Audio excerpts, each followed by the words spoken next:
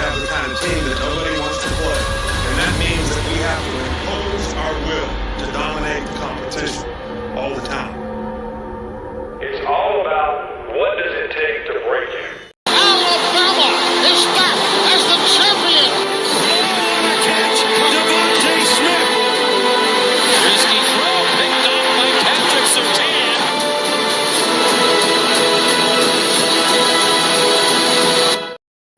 Roll Tide, Alabama fans, and my college football fam. Appreciate y'all for tuning in. We back. It's been a couple of weeks. Boy been swamped with work, been tired and all that. So the energy ain't been there. But Thanksgiving weekend. Happy Thanksgiving to everybody. If you're just tuning in, I hope y'all eat a lot. I hope you enjoy your family. Do whatever you got planned. I hope it turns out well for y'all. But we here to talk some football. And look, this is on the Porch Football Talk. Just give a disclaimer out here. We're not trying to be the smart guys on the internet. We're really just talking like because we ain't. Van, but y'all just so happen to listen. We fanatics. We're fanatics. And we just gonna talk about it like two homeboys talking football, man. We ain't trying to do all this stuff. We're gonna give our feelings. Some of our takes might be crazy, some of it might make sense. I don't know, but I hope you enjoy the show, and I appreciate y'all for tuning in and giving it a chance. Well, Van, how you been doing, brother? Man, I come in here like the last Mr. Big. I put my pistols up, let my hair down. I was ready for this one now. Yes, sir, man. You know, a lot been Got me a going fat on. chew in. Shit, I'm ready to toss some football. Even if I'm pissed off, disgruntled Alabama loyalist, I'm still ready to toss some football today. Lana P, what's going on? What's going on, sis? How you doing? I appreciate you for tuning in. And you know the vibes over here. We just kicking it on the front porch. We're kicking it on the front porch. Roll Tide. Man, if I had some cognac and a stick right now, shit, this be perfect, man. This remind me back in the day. I told you that I got that moonshine or something. I got some moonshine. I got to mix with Sprite. This the backwood stuff.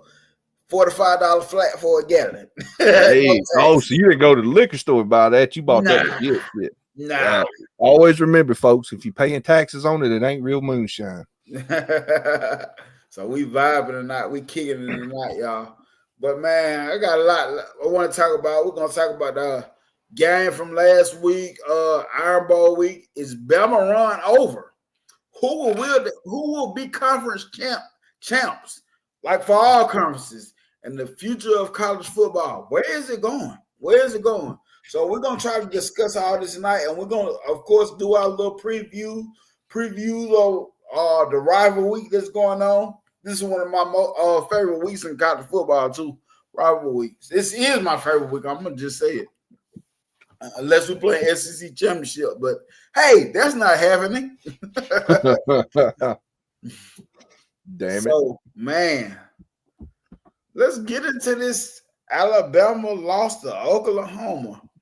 And I'm pretty sure you got a lot of thoughts. I got a lot of questions, no answers, but it's questions that'll make you just kind of think. I may be wrong with the takes. I may be right with the takes. I don't know. I'm just talking football, and I don't care. I don't care how nobody feels. But if you feel otherwise in the comments, let us know. Chime in, because we definitely will talk about it. That's the thing I wanted to mention, man. We're not here to try to correct nobody's thinking. We're not in the locker room. We ain't in the coaches meeting, and we ain't on the practice field. This is pure speculation. This is how we look at it as fans. We don't want to change nobody's opinion. If you got a difference of opinion, throw it in the chat. We'll talk about it, man. That's what we like to do. We're just talking football like buddies talk football. Pure and simple. I got a disclaimer out there for you. So, man, we got dismantled by Oklahoma. Did I see that coming? I didn't see it coming. Nah, hell no. Did I know they have a good defense? Yes, because on the Pick'em show, speaking of the Pick'em show, Bam Down Sports. Y'all go tune in to Bam Down Sports. Subscribe, like, and all them videos. Or CTS. Matter of fact, do both. But Pick'em show. I did say on that show, I didn't think it would be Oklahoma. Icebox actually said it would be like, he felt like Oklahoma was coming with it. But I did say that if we did win this game against that defense, this was my thoughts, that it will tell us about Alabama moving forward, at least for the offense wise. And we didn't win the game because their defense, Brett Venables, got that defense prepared. They beat us without an offensive coordinator. So, man, let me get your thoughts on that game. How you felt about that game? I'm going to tell you, man, it was one of them games, and I've heard other people say it. In fact, Icebox from the channel you just mentioned there, Bam Damn Sports, he talked about it. After the first drive, you kind of got a feeling for how this game was going to go. We come out there, man, we didn't look like we knew what we was doing. They run down our throat on offense. Hell, we couldn't put together a drive to save our life. It's frustrating, man. And there's so many things I want to jump out and say, but I'm trying to save it for the conversation, kind of get a flow going here. But as much as I want to blame the defense, because that defense gave up a lot of rushing yards. Yeah. They really didn't start giving up a lot of points until we give up a pick six, which ain't on the defense. Yeah. Then we throw another interception on their side of the field, give them a short field. First half, we give up 10 points, and honestly, it should have been more. I thought the defense played okay. I mean, how many games this year has our offense looked flat? Yeah, it's quite a bit of games, too. I know Vandy game, we didn't really Tennessee, the USF, South Florida game, their game, It was to the point I kept saying I was going to stop watching the game, but of course I never did. I never did. Now, I ain't going to lie to you. I got my reservations about Saturday. And the reason I've got my reservations about watching, because number one, that's the one game to get my blood pressure up like no other game. Because y'all all know, if y'all ever tune into this show, how I feel about Auburn. I ain't got to sit here and give you a 5-minute spiel. I don't like them. But it's not the loss that killed me. It's the lack of effort. I can live with losing a football game. Number one, I ain't coaching and I ain't playing in it, so I can ride or die on it, whatever. Man, get some damn effort. So it's one of them things where if y'all ain't going to try hard with everything on the line, because Alabama had a clear-cut path not only to the SEC championship, but the playoffs. You can redeem those 2 bad losses going forward. You beat Oklahoma and Auburn and win an SEC championship game. You're in the playoffs, and you look as tough as anybody in the country to beat. You got a chance to go all the way with a brand-new coach. And for the seniors, you got a chance to put a cap on something none of y'all have done since you've been there, and that's win a national championship. So I say all that to say this. If you can't give no more effort than that, I could live with you losing the game. Give some effort. I didn't see no effort. So I'm like, should I give the effort to watch this Saturday? Because if they lay down and just take it like they did Saturday against Auburn, not only is your season, not only did you lose the game that really means the most to the fan base, it should mean the most to you. But I really think that'll be the beginning of the end of losing in-state recruits and everything else to Hugh Freeze, because they're starting to make moves. Me and you talked about it behind the scenes. Auburn's making moves in the recruiting world. You could dash say they're winning the state of Alabama right now. Mm-hmm. Auburn the last 2 weeks is coming on strong. It's one of the things where they're getting better and we look like we're digressing a little bit. So they got a chance to finish the season, 6-6? And go to a bowl game? Yeah. And they can do that off a win against their biggest rival. And 6-0, I agree with you. It don't seem like there's any discipline. Nobody is being held accountable. Nobody's scared to lose their jobs. I mean, honestly, we've seen what? A backup quarterback for a play because Milroe got shaken up? Yeah. So nobody's scared to lose their jobs. We're scared to move guys around, plug and play, do something different. The coordinators don't look like they change anything up for 4 quarters. We just keep sticking with it. That front, that 4-2-5, and I know you said it best Sunday, you and AT. When they keep running through it, I can forgive it for a quarter, okay? I can forgive it for a quarter. But by halftime, you ain't changed nothing. You ain't put an extra man down there, because I'm not knocking the 4-2-5. We run it a lot with Saban. Yeah. But we didn't live and die with it, and we changed things up. Okay, and we're not doing that. And offensively, I can't lie to you. I feel like we're handicapped a little bit. I feel like Milroe has no short or intermediate passing game. And when you're winning, you can disguise that. When you're hitting home run balls to Ryan Williams and he's running for 80 yards at a clip, you're like, hell yeah. Don't matter how you win as long as you win. But when you lose bad, you break down everything. We can't throw it short. We can't throw it intermediate. It don't seem like we got a wide receiver on the field minus Ryan Williams. Yeah, and he's gator arming it and looks scared, man. He lost it. He lost it in the lights, man. You gotta be considerate. He lost that in the lights. Oh yeah, hell yeah, he lost it in the lights. That's why he went like this. But then you turn around. We've got two of the most, in my opinion, as talented running backs as anybody in the country. Yeah. We ain't give them the rock enough all year. Maybe 2 games. The offensive line, I blame it some on them, but it is hard. It's hard to block for a quarterback that moves around that much. I mean, it really is, because you can't see what's going on behind you. And when he shifts, you don't know which way to get your guy's position. Mm-hmm. And he holds on to the ball too long. I mean, you've talked about that before. And that causes issues. So there's enough blame to go around. I'm pissed at the top all the way down. I'm mad at people that mow the grass. I'm mad at people that put up the billboards. I'm mad at everybody. I don't feel like the towel boy did a good job. I don't think he did either. They didn't look comfy enough. They should have fluffed. The player said the towels were damp. That's why they performed the way they performed. I said, I knew it was a reason why. But, I think we solved it. Go ahead. I think we solved the mystery. It was the towel boy. Towel boy, yeah.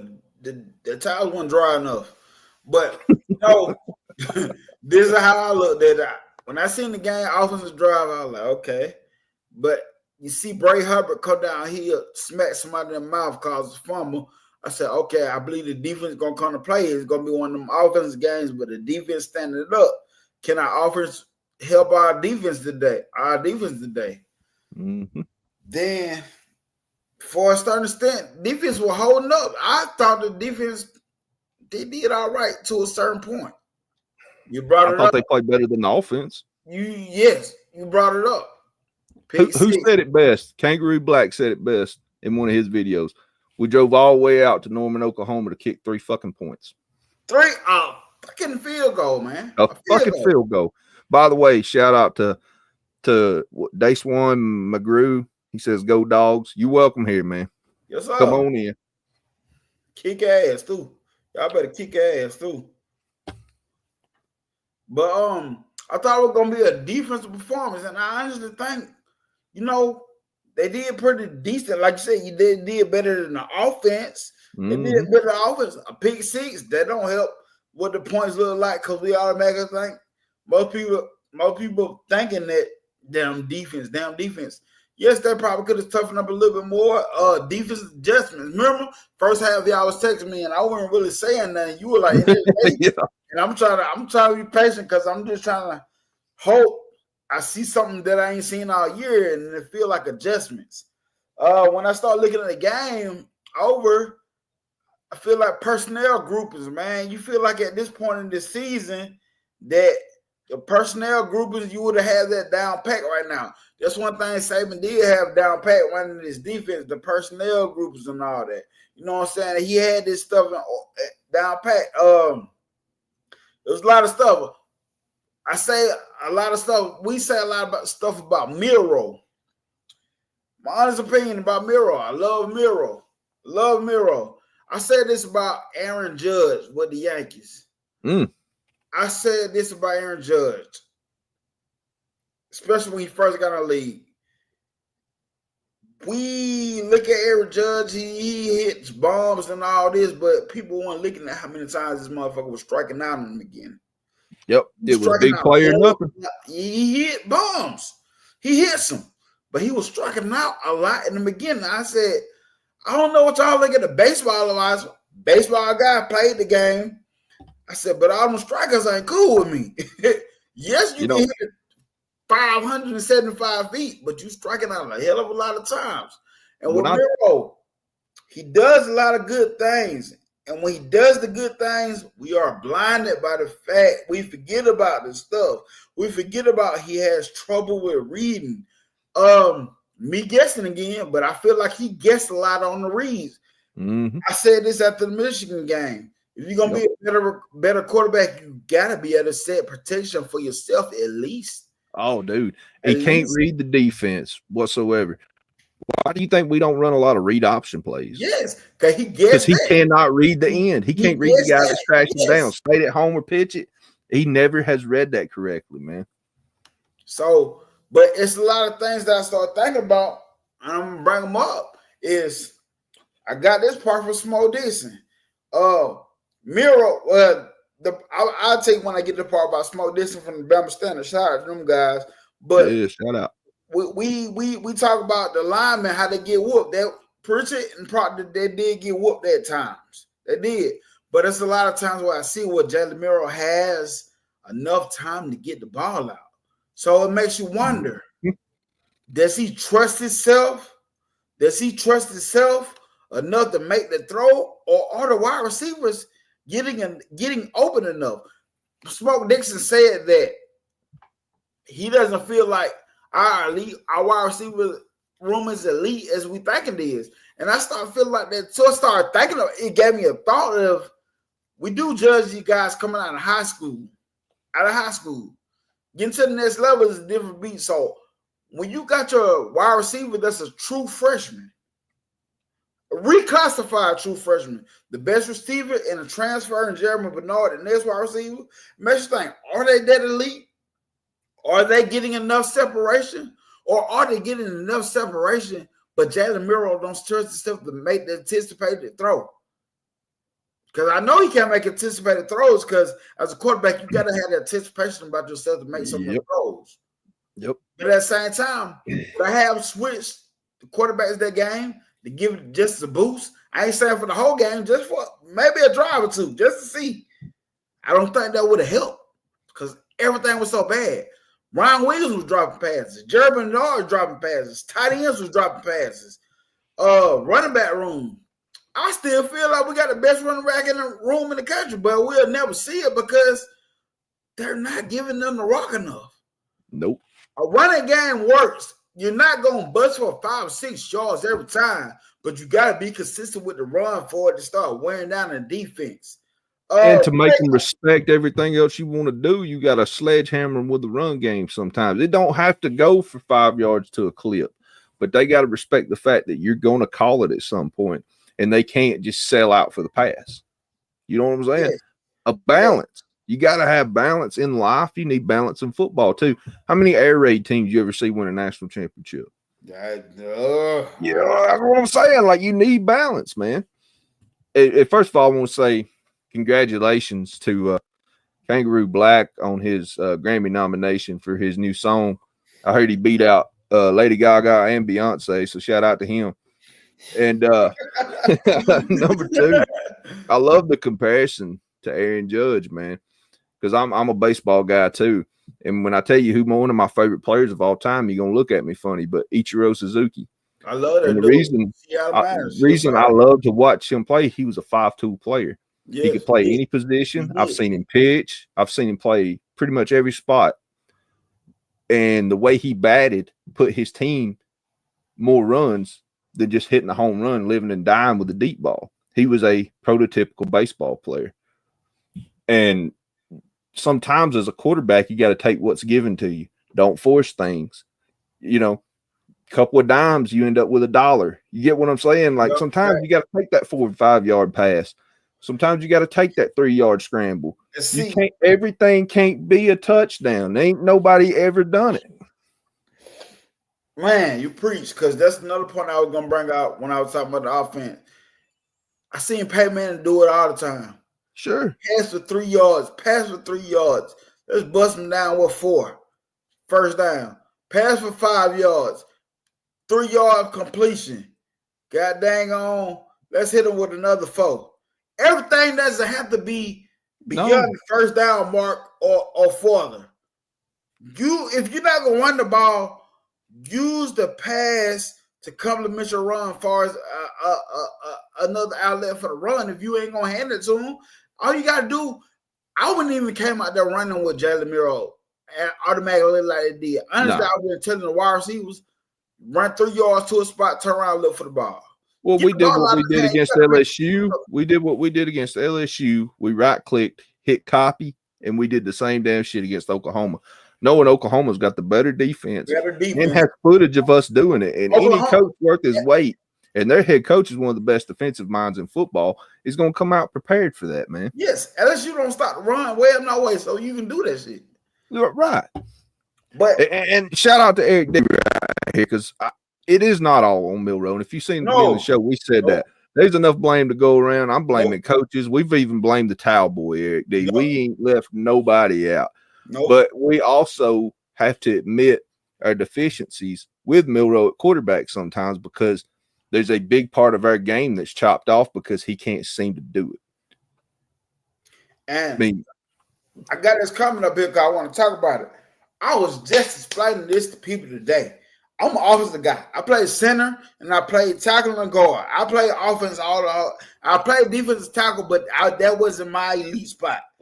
But what I understand about the trenches now, because my son plays trenches, if you got for one thing, I would have sold out and put 5 on the line. Damn it. If you 100%. Pass it. They kept doing it until they did something different. They were no threat to go deep on us, man. So many injuries at receiver. Their quarterback's not a stud with his arm. Let's be honest here. Like, if they would have beat us passing the ball, so be it. But damn, they wouldn't have beat us with 275 yards rushing and just gashing us up the gut. 100 from the quarterback and 100 from the running back. That's just retarded. So I never thought I'd live to see the day I'd see that at Alabama, man. Hell no. I've seen bad Alabama teams play good defense. You know what I'm saying? Yeah, I really have.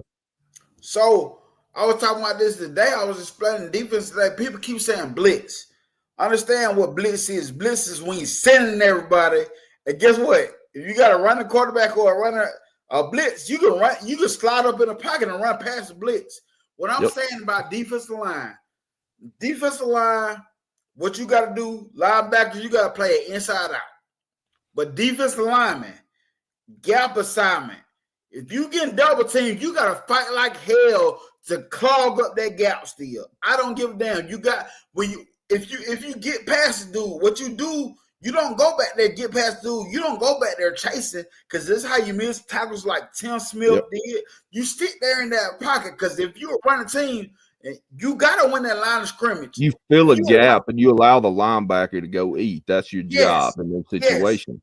Yes. Well, our linebackers ain't doing it. Nope. They're not getting it done.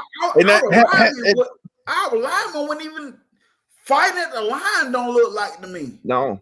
And let's be honest here. And I seen somebody say it about Freddie Roach, and I hate turning on an Alabama guy, but business is business.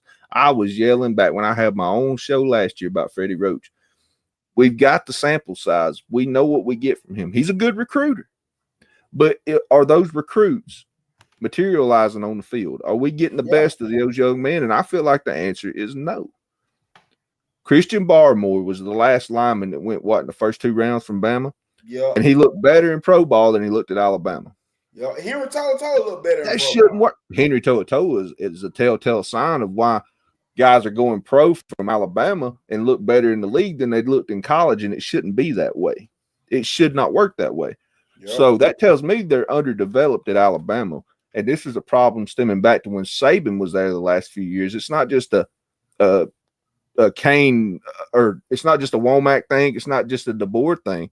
There's internal problems at Alabama. Something's not getting done. We're underdeveloped, and I hate to say it, but you got to start somewhere, and I think I would start with Roach. I would start with Roach, and they be some more guys that I think that are specialty coordinator guys, that are position coaches, that I would probably get rid of. Man, it's a lot of offensive line's another one. Yeah, we've had a couple of different ones, and our offensive line ain't looked dominant in years now. And I feel like Coach Cat was just a quick hire. I do feel like that was a quick hire. I do too. I feel like that was a quick hire, but it's a lot of guys on the staff that need to do some soul searching. Like they need to be put like your job is in jeopardy. I don't know if he's saying that, but they need to feel that wrath. They need to feel that wrath, man. Like it's a lot of softness going on, and I understand that every player doesn't have to be cussed at, coach that, but as a coach, you got to find that balance. And I ain't saying you got to cuss at them, but you got to be tough on them to a certain extent. Coach Nick at Central, he don't cuss at the players, but goddamn, that motherfucker been going to the goddamn state championship. Yeah, it's high school ball, but he been goddamn consistently going to the state championship over here in Phoenix City. And I'm gonna say this real quick, Spencer. You know I love you, brother, but I gotta disagree with you right here. He said Henry Toa sucked. He don't suck in the league. Yeah, if you go to the next level, when you go to the next level and you look better than you did in college, you weren't developed in college. That's a coaching issue. Yeah, I don't know if he was referring to why he was at Alabama, but right now he did at Alabama. Yeah, we all talked shit about him. We called him hugging Henry. We called him all tiptoeing Toa. Like, you know, we called him all kind of names. And you know what? When he got to the Texans, he looked like a different guy. So that tells me he looked like a different guy at Tennessee before he got to Alabama. So that makes me think he's underdeveloped and undercoached at Alabama.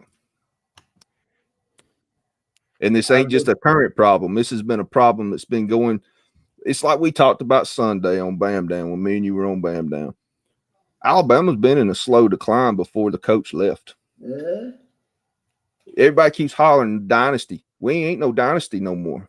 When you ain't won a championship in 3 years, you're not a dynasty. Yes. That fades quick. When you talk about a dynasty, you think about the Cowboys in the 90s that won 3 out of 4. Yeah. You think about Alabama that won 09, 11, and 12. You know, that's a dynasty. When you ain't won 3 years, I can't really call you a dynasty. But at the same time, that 2020 squad, it was the beginning and the end for a lot of things for us. The O-line looked a lot better back then. We didn't play super band ball with the quarterback either. We didn't live and die with just the passing game or what the quarterback could do. We spread the ball around to different receivers, and I know that was a different group of receivers. We may never truly have that great of a receiver class again. Nobody might ever have that great of a receiver class again. And see, I talk about this with my son all the time. You know what made that group great? They wanted to put hands on people. These wide receivers don't want to put hands on people. No. I was going to work. For me to be a complete player, you got to go out there and block. You got to be physical. Yes. You remember because you're a fan of the Bucks, and y'all played Carolina twice a year. Right. And they ended up leaving and going to the Ravens, but they had a guy, Smith Jr., who was 5'9" and like 215 pounds, that would fight anybody on the field. He would block guys. He would catch them off guard and chin strap them. That dude was a dog. And he would burn you deep on a pass. He'd eat you up in a curl route, but he did everything. He was a complete player. A lot of these guys want to tiptoe, make the big catch, but they don't want to get physical. They don't want to get physical. And see, a lot of that stems, though, go back and watch the high school tape. Don't just watch the highlights. Yeah. See what they did when they weren't getting the ball. And see, that's my big thing when I look at stuff. Like, when I talk about the edges and stuff, everybody look at he can rush the quarterback. He gets the sack. I look at the small, intricate things of these players. When I look at this stuff, I look at the small. That's why, honestly, I don't like highlight tapes. I don't like highlight tapes because then I only highlights the good stuff. It don't highlight the dumb stuff you probably did that game. Kendrick Blackshire was a legend in the state with his highlight tape. You remember that, dude? That thing was like Tear the Club Up 97, man. Like, when you put that highlight tape on, he looked like Ray Lewis. What do you hear about him now? What do you hear about him now? I don't know what the hell he is. I know. Is he at SMU? I don't know where he went. I don't know. But he don't look like that guy no more. And yeah, guys fall through the cracks. But guys are getting underdeveloped now in college football. It ain't just Alabama. It is not just Alabama. y'all have heard me bitch for years about the NFL and the downfall of the NFL. And yeah, numbers wise, they're still going good. Everybody still watches them. Watch the quarterback play in the NFL. Name me 5 great, consistent quarterbacks. You can't, because they're coming out of high school underdeveloped, because they run all these quick scheme systems. They don't have to learn a 3-step, a 5-step drop, none of that shit. They go to college, they run these high school schemes. They go pro, it's a different ball game. And so there's a lot of things to discuss. And I'm not saying I'm right, but we got to start looking at it more as just these guys suck. Maybe these guys ain't getting the coaching they need. And it was not just this year. And Marcus, you brought up a good point too. That was another thing I want to talk about tonight too. Like, we say this about defense, but when you got a guy like Quindarius Robinson, a vet that been there for a long time, that's fighting for Alabama, been in Alabama, then you got Deontay Lawson goes down, then that stuff don't help it neither. You know, it don't help when the play caller go down. It don't help when a guy like Deontay Lawson is somebody that been manning the edge for Alabama this year, like setting it down. And I talked about this. This is my thoughts. I know a lot of people say fire the coordinators, Marcus, but I'm not the biggest fan of it because am I happy with them? Hell no. But I do know when you hire and try to hire somebody else, you are at the point where you best is starting over from scratch again. And that's where stuff gets shaky again. That's where stuff gets shaky again. Because now you got players that learn from a whole nother different coach again, trying to teach it a whole different way. Am I happy with it? No. Am I happy with the coordinators? No. I'm gonna tell you the truth about 4-2-5. You heard me say it. I like 4-2-5, but maybe not as a base. Yeah, you gotta figure out the personnel. You gotta figure out and know when to adjust when it ain't that. You know what I'm saying? Right. I like 4-2-5, not having the fourth guy just roaming on the line. I like to have 4 down linemen just straight up. Now, let me turn this conversation on its ear just a minute if you want me to. What if it's not the play calling and the scheme? What if it's the fact that we're handicapped by the players and what their abilities are? Let's get into it because I talked about that this morning with my brother. Just what I say. But offense and defense wise, well, I was talking more about the offense wise. I've been saying this. Miro, I said this before. He cannot run out of passing concept that Kellen DeBoer wants to run. Right. But at the same time, I do say Miro had to be a part of this team because you pull the plug on Miro, you pull the plug on the team. It is what it is. He's going to try to make Miro best to his ability to work. We heard those rumors last year after the South Florida game, did we not? The locker room turned on everybody when Milroe got turned. Yep. So, hey, you unplug him, and you've been saying that to your credit. I heard it from you before I heard it from anybody. You unplug Milroe from the lineup, and the guys in the locker room turn on you. But now, here's where I come in, because in today's football, if you don't make that 12 spots in the playoffs, to me, you ain't done shit. Nobody gives a damn about bowl games no more, or at least I don't. I could give 2 rips about being in a bowl game. It's playoff or bust for everybody now. They've expanded it out where 12 teams have a shot to win a national championship, not 2. Okay, so if you're not in them 12 spots, who gives a shit? So this season for Alabama, for me, is over. Beating Auburn's a moral victory, and you want to win that in-state rivalry. But past that, who gives a damn about a bowl game? I'm making changes. Yeah, I've been yelling youth movement since the Tennessee game. Put some other guys in there and build towards the future, man. We know what we got right now. Let's see what we can be going forward. And Marcus, when I talk about the calling of the players, for me, it's mostly on the offensive side that he has to work with what he has, because when you come in here as a new coach, you got to salvage what you got. You got to salvage what 3 down linemen. I don't like it neither. The fourth guy is like roaming wherever, middle, on the air. I don't like it. I like to have straight up 4 down linemen. Honestly, I would have went down with 5 linemen when I seen they ran down my throat. But as far as when you recruit players, you recruit to your personnel. Saban recruited players that best fit his personnel, he felt like. And when you recruit, Kellen DeBoer is going to recruit guys that he feels fits his personality best. So it makes you wonder that, do these guys that we get, are they like that for real? Are they like that for real? Or are the coaches just calling stuff that they feel like they can call with these type of players? Because honestly, do I feel that with the quarterback? I feel like that with the quarterback. Like a lot of people say, put Ty Simpson in.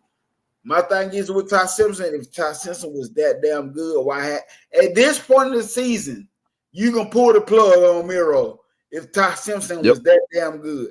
In the beginning of the season, mid part, I understand. But at this part of the season, if Ty Simpson was that damn good, why hasn't he pulled a plug on it? I don't think Ty Simpson is just that damn good.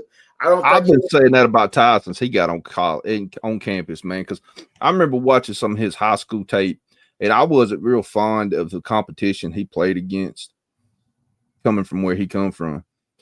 And the big thing for me, too, we've been talking about that before. Fuck it. We talking about it last year.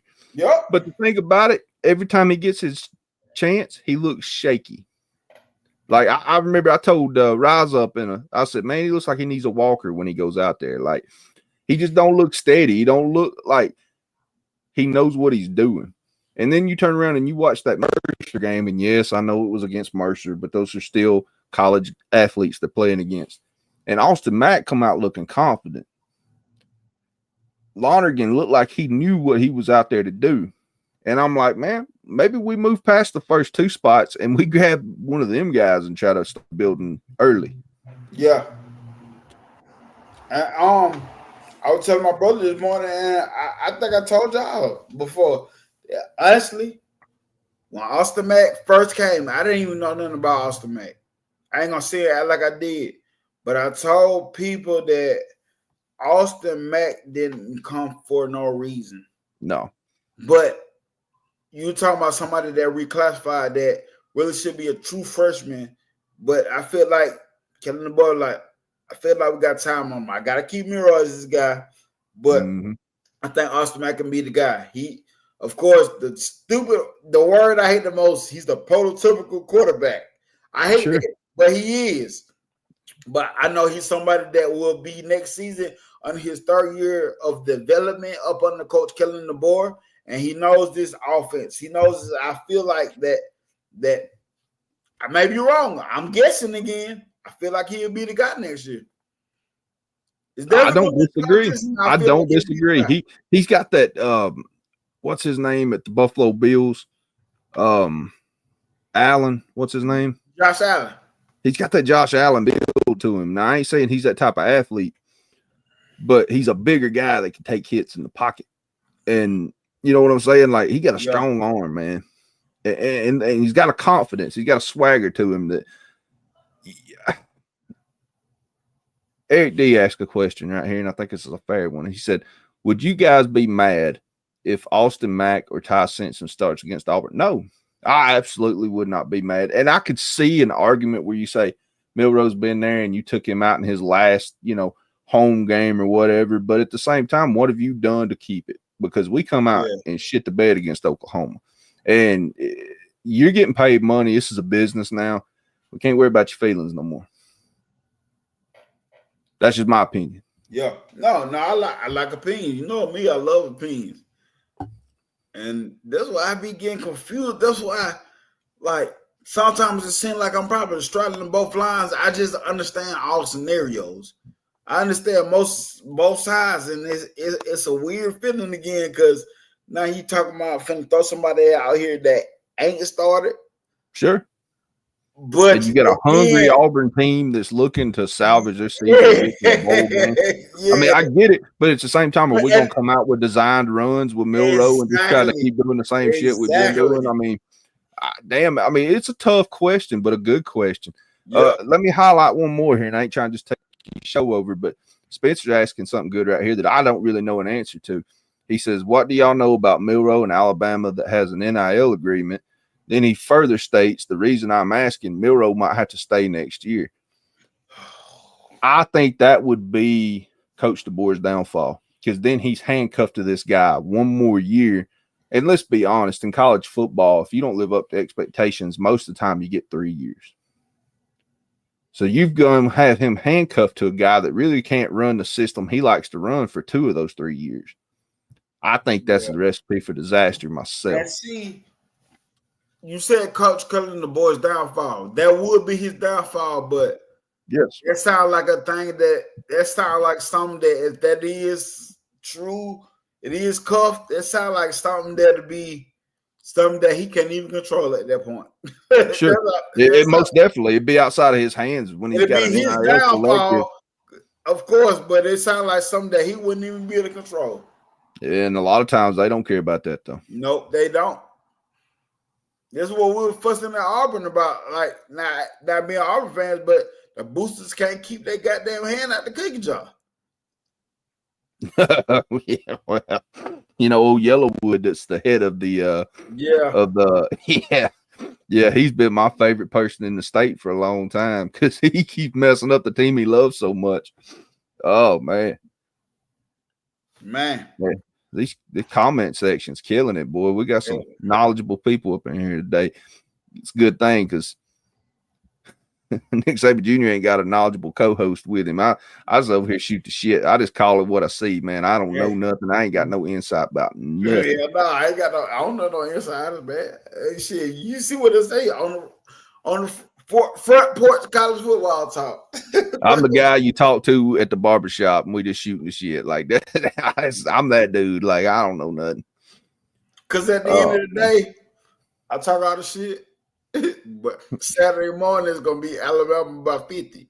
Oh yeah, I'm right there with you, brother. Like, and I say all this. We've talked all this to say this. I think the board has to be given a full shot. We got to be all in with him for X amount of years. We either give him everything and every opportunity to win, or we cut it off quick because it's not fair to him. Because there again. He came in, we lost 30-something players in the transfer portal. His OC leaves right after he gets here. There's a lot of things. He didn't necessarily get to come in fully loaded like he wanted to. And there's a lot of things to be said about this year. Losing to Vandy sucks, but Vandy was a damn better football team than they've been in the last few years. Yes. Tennessee lost. It sucked, but Tennessee's a pretty good football team. Mm-hmm. Let's be real. They got a hell of a running back, a damn good offensive line. Their quarterback's coming along slower than anticipated, but he's coming along. And their defense is one of the best in the country, in my opinion. It is what it is. Losing don't bother me. It's lack of effort. How you lose? You lose. We've seen Georgia lose. Yeah. And then they look like they didn't have a lot of effort against Ole Miss, and I think that really hurt the Georgia fan base, and it hurt me to watch it because I know they're better than that. You know what? Honestly, my thing about Georgia, the only time I really pick against Georgia is when they play Alabama. Yeah, I don't have a hate for them. That whole Alabama-Georgia rivalry and the SEC runs through them, and a lot of times the national championship reminds me of the Alabama-LSU days of 10 years ago, and I like that.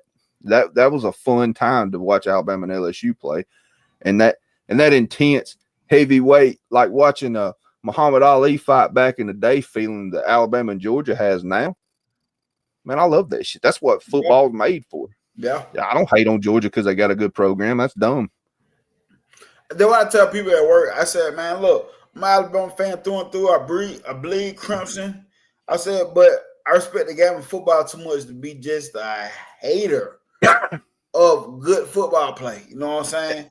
Eric D dropped knowledge right here too. Piss me off at times, yeah. But Eric D said, "I hate Georgia fans, not Georgia football." Yeah, I can understand that. I know some dumb Georgia fans that we interact with in chats and other rooms and stuff, but there's a lot of them dumb Alabama fans out there too, man. God, there's Alabama fans I don't like talking to.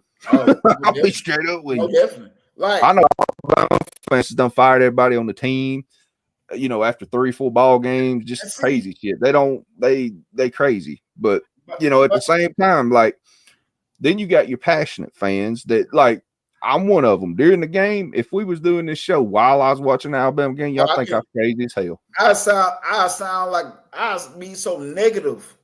I'll be so damn negative. Every snap, after every snap, it'd be something wrong. Even off the touchdown, I would have found something wrong off a touchdown if I'm doing this during the game.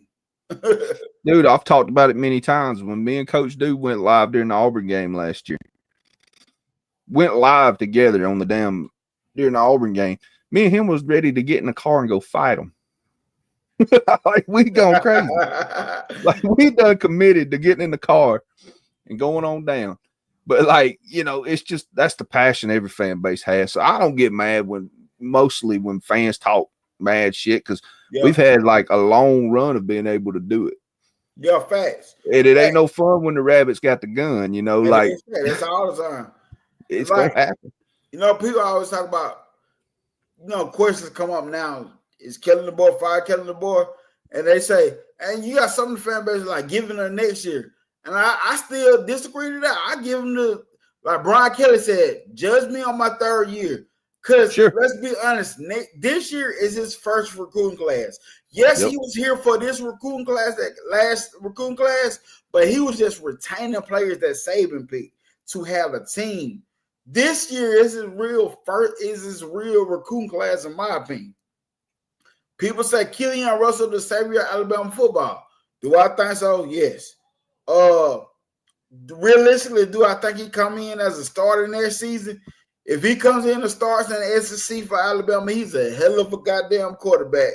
Mm-hmm. But my realistic expectations of a true freshman coming in and starting a quarterback is I don't have those real expectations. No. Like you know what I'm saying? Yeah, we've seen it happen. We've seen it happen at schools, but that's not the standard. That's an anomaly. You know, it's just like comparing any coach to Nick Saban. He's not the standard. It may never be replicated again. That's an anomaly. You know, like I hated to see Mac Brown get fired today, and he had a terrible year with North Carolina.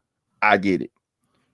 But overall, legendary coach. Now there's only 2 coaches left in college football that's even won a national title. Yeah. And that's Mark Richt and Dabo Swinney. Yeah. So when you start firing guys, you look around, you go, no, well, this guy's at least been to a title game.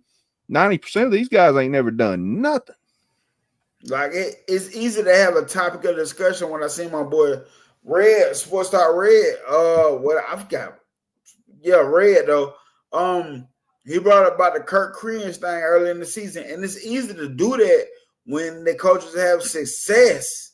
Tom Reed, what's going on? I seen you, bro. What's going on, man? Shout out to Tom Reed, Stephen Hicks, B. Rob. Yeah, man, we got a bunch of real ones up in here, man. Yeah. It's easy to talk about that topic of conversation when they're having success at the moment. He's having success now, but it's easy to have, should we hire him or DeBoer? You know what I'm saying? It's easy for that talk when they're successful, but in the end, you don't know. You don't know. Kirk Cousins seemed like more like a Nick Saban type of guy where you could draw the comparison because he came from that Nick Saban tree, but ain't nobody damn one of these guys besides Robert Gillespie and Freddie Roach came from the Saban tree. And let's be honest, that Saban tree looked very different. That Saban style of coaching looked very different towards the end. Why? Because I don't think Nick Saban, if he got soft, it was for a reason. You can't coach these kids the way you used to coach Julio Jones them. Think about it, we can't even have 2-a-day practices no more. No. They used to have 2-a-days. When coach used to run the crap out of them and stuff, then you can't do that tough stuff no more the way you used to.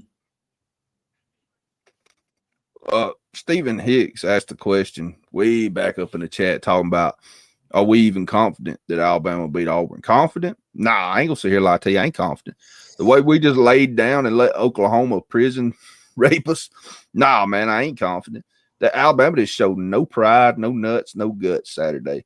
And that's why I'm so pissed off at them. And do I think you think Oklahoma was a trap game? Auburn's a trap game.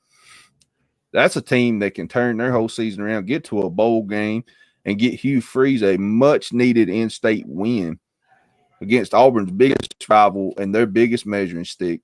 And if he beats them in his second year, he bought himself some time. So, yeah, I think Auburn's got everything to win, and Alabama's got everything to lose going into this one. Straight up. Yeah, right.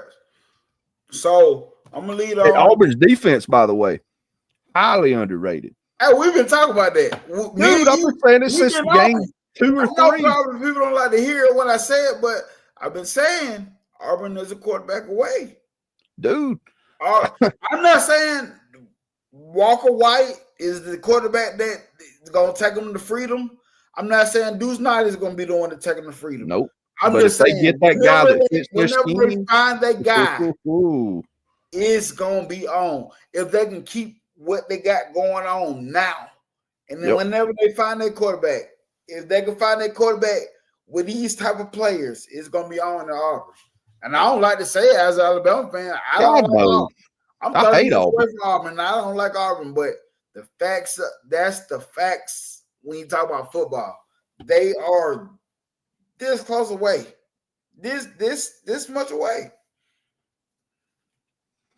They really are, man. Like, I'm telling you, we've been saying it all year. Their defense has kept them in every ball game they've played pretty much.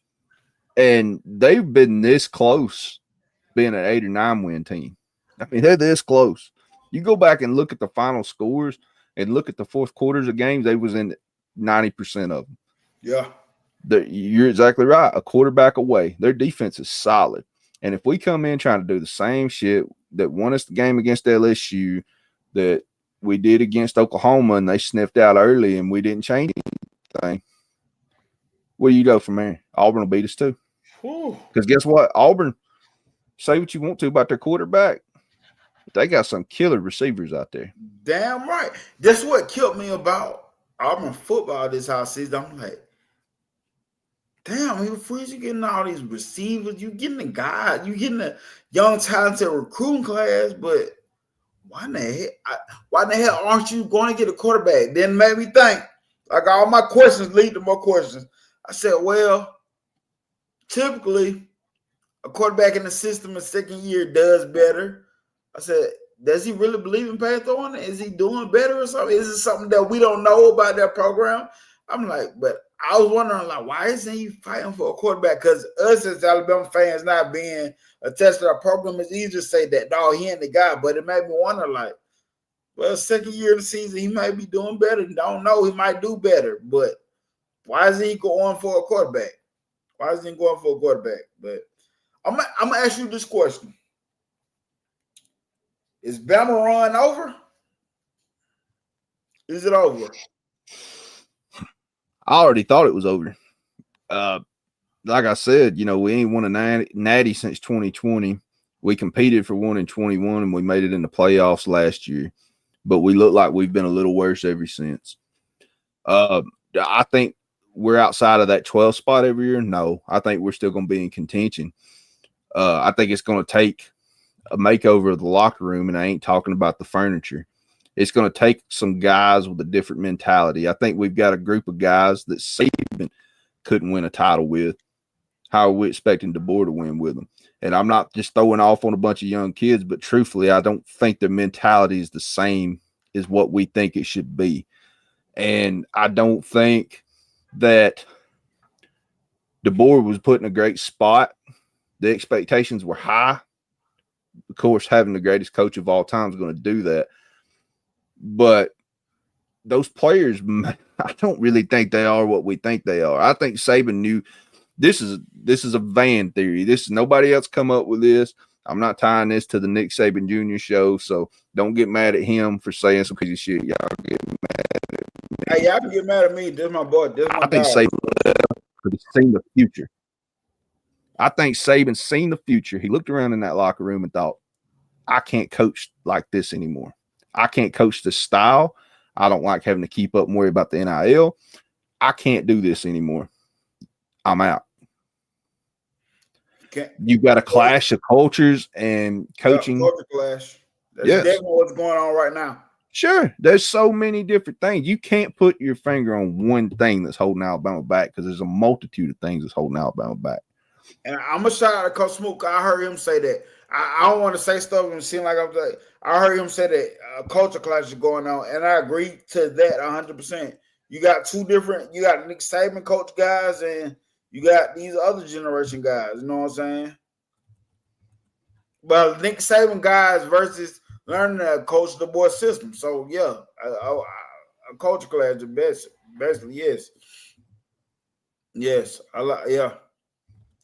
When I asked that question, it's been run over. You got no's and yeses. And what I mean run is I don't think nobody has that run like Nick Saban had. I think that run is over for everybody. Like there's nobody that's going in today's football, today's college football, unless you just want to be a team every year that just offer fat checks. I think that's done for everybody. Sure. Well, I think we get back in the playoffs and get back in that natties. Yes, I do think that. But on a consistent basis, as we were doing it all the time, I think it's over for a lot of people, man. It's over for a lot of people, and I'm glad you said that. You can't stack talent no more like you used to could. Yeah. I've said it for years. Saban was not a master X's and O's guy. He was a master recruiter. And he would stack them 3 and 4 deep, and he would overpower you with talent. Okay? You can't do that in football anymore because the school down the road will offer you money, maybe more money, and you'll leave and go there. You can't stack them like that no more. No school could afford to pay them all. Not even Ohio State.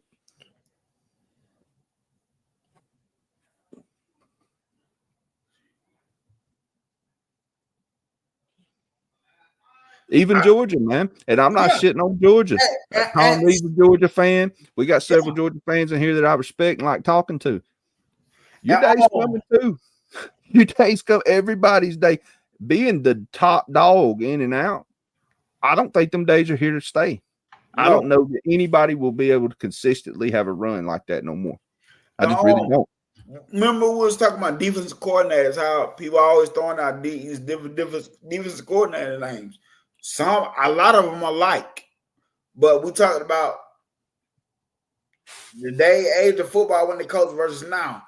I even say this now. You can even look at today's football. What defensive coordinator has just been dominant? The last one you can go to is 2021-22. 21 looked better than 22 for Georgia. But even after then, for Georgia, it's not been that. It's not been that. You know what I'm saying? No, so, they had that defense in 20 and 21 and partially 22. I mean, you can make the argument. Yeah. They had a defense. I had both of those years in, but 22 was not like 21. But no. I give them credit for both of those years, though, because they won natties out of it. And it was still a good defense. But you look at those defenses and look at Georgia's defense now, and they ain't the same. Oh. And I see what you're saying, Stephen Hicks, that Saban didn't start with the team that DeBoer inherited. No doubt. I'm not trying to put him ahead of Saban. I said he's the greatest. Nobody's going to pass him. Hey, and I'm glad he brought it up because we But you can't compare the two time periods either because Saban didn't have to worry about 35, 40 guys hitting the road at the end of the season. You didn't have to worry about making sure this guy's money's right. He didn't have to. It's a different time, guys. You can't compare the two. It's a different age of football. Hey, even the offenses that they got to face, but I'm glad he brought that up because let's go back to 2010 when we lost to Cam. Was that not dude, one of the you best? Gonna tell me 2010 wasn't a failure on Saban's behalf? Yes. We were stacked on both sides of the ball. We lost 3 ball games. I think that was probably one of the best rosters ever in college. Return a quarterback that had just won a national title. Now there be it, he wouldn't know Tua or nothing, but he'd been there. He had the experience. He won a title. You had Julio Jones. You had a stable 5 deep at running back. You had all them killers still on defense. You had them monstrous offensive linemen. We lost 3 ball games that year. That's a failure on his side. I don't care what nobody says. Yes. That roster was stacked. I can argue and say that's one of the best college football rosters that Alabama has had. I'll argue that that's the greatest 3-loss team in college football history. You remember when we went out and played Michigan State and beat them like 52-3 or some shit in the bowl game? And you seen what we should have been right then.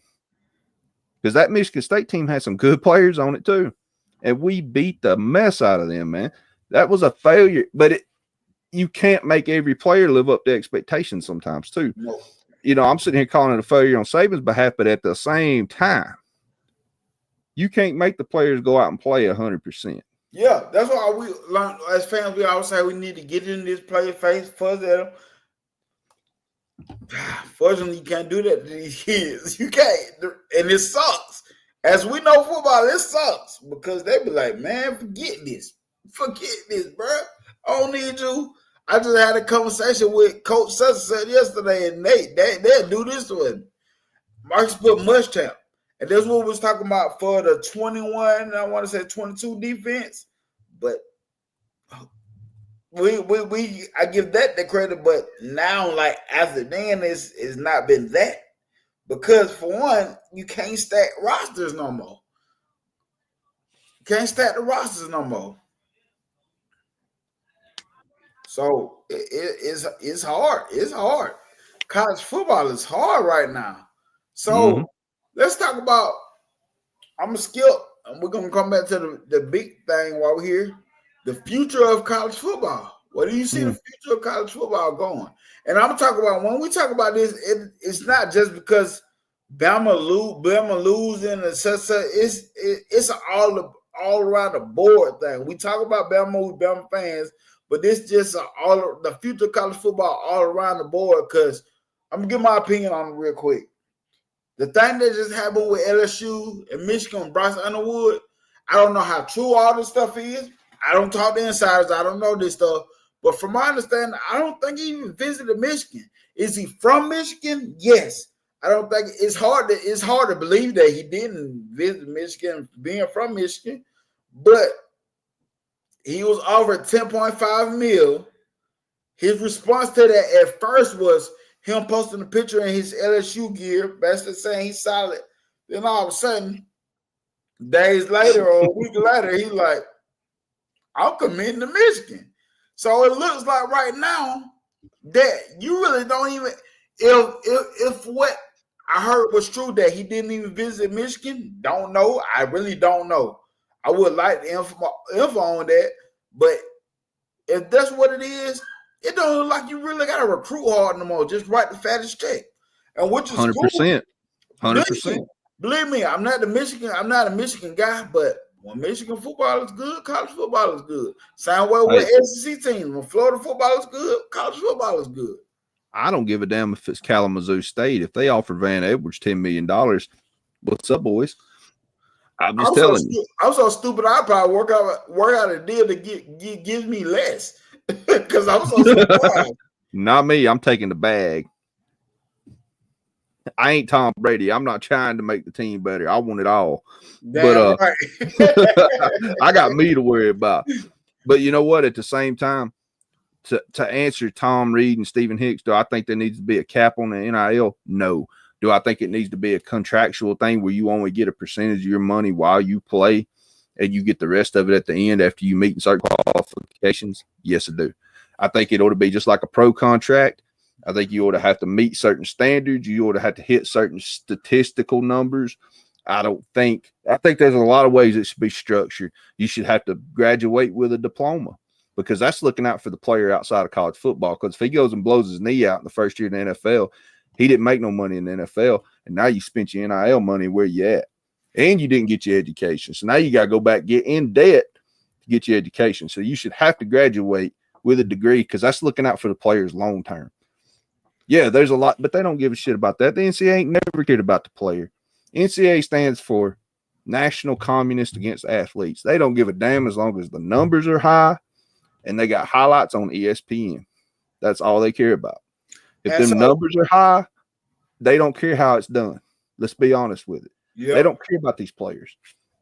If we see money getting thrown at players and think they're getting treated well, that don't mean shit because that money goes away when you're 18 and you don't know how to save it. You don't know how to – they ain't teaching these kids nothing. They're not teaching them how to invest, how to put money back. That's I appreciate you for tuning in, bro. Salute, bro. Respect. My love. Shout out, man.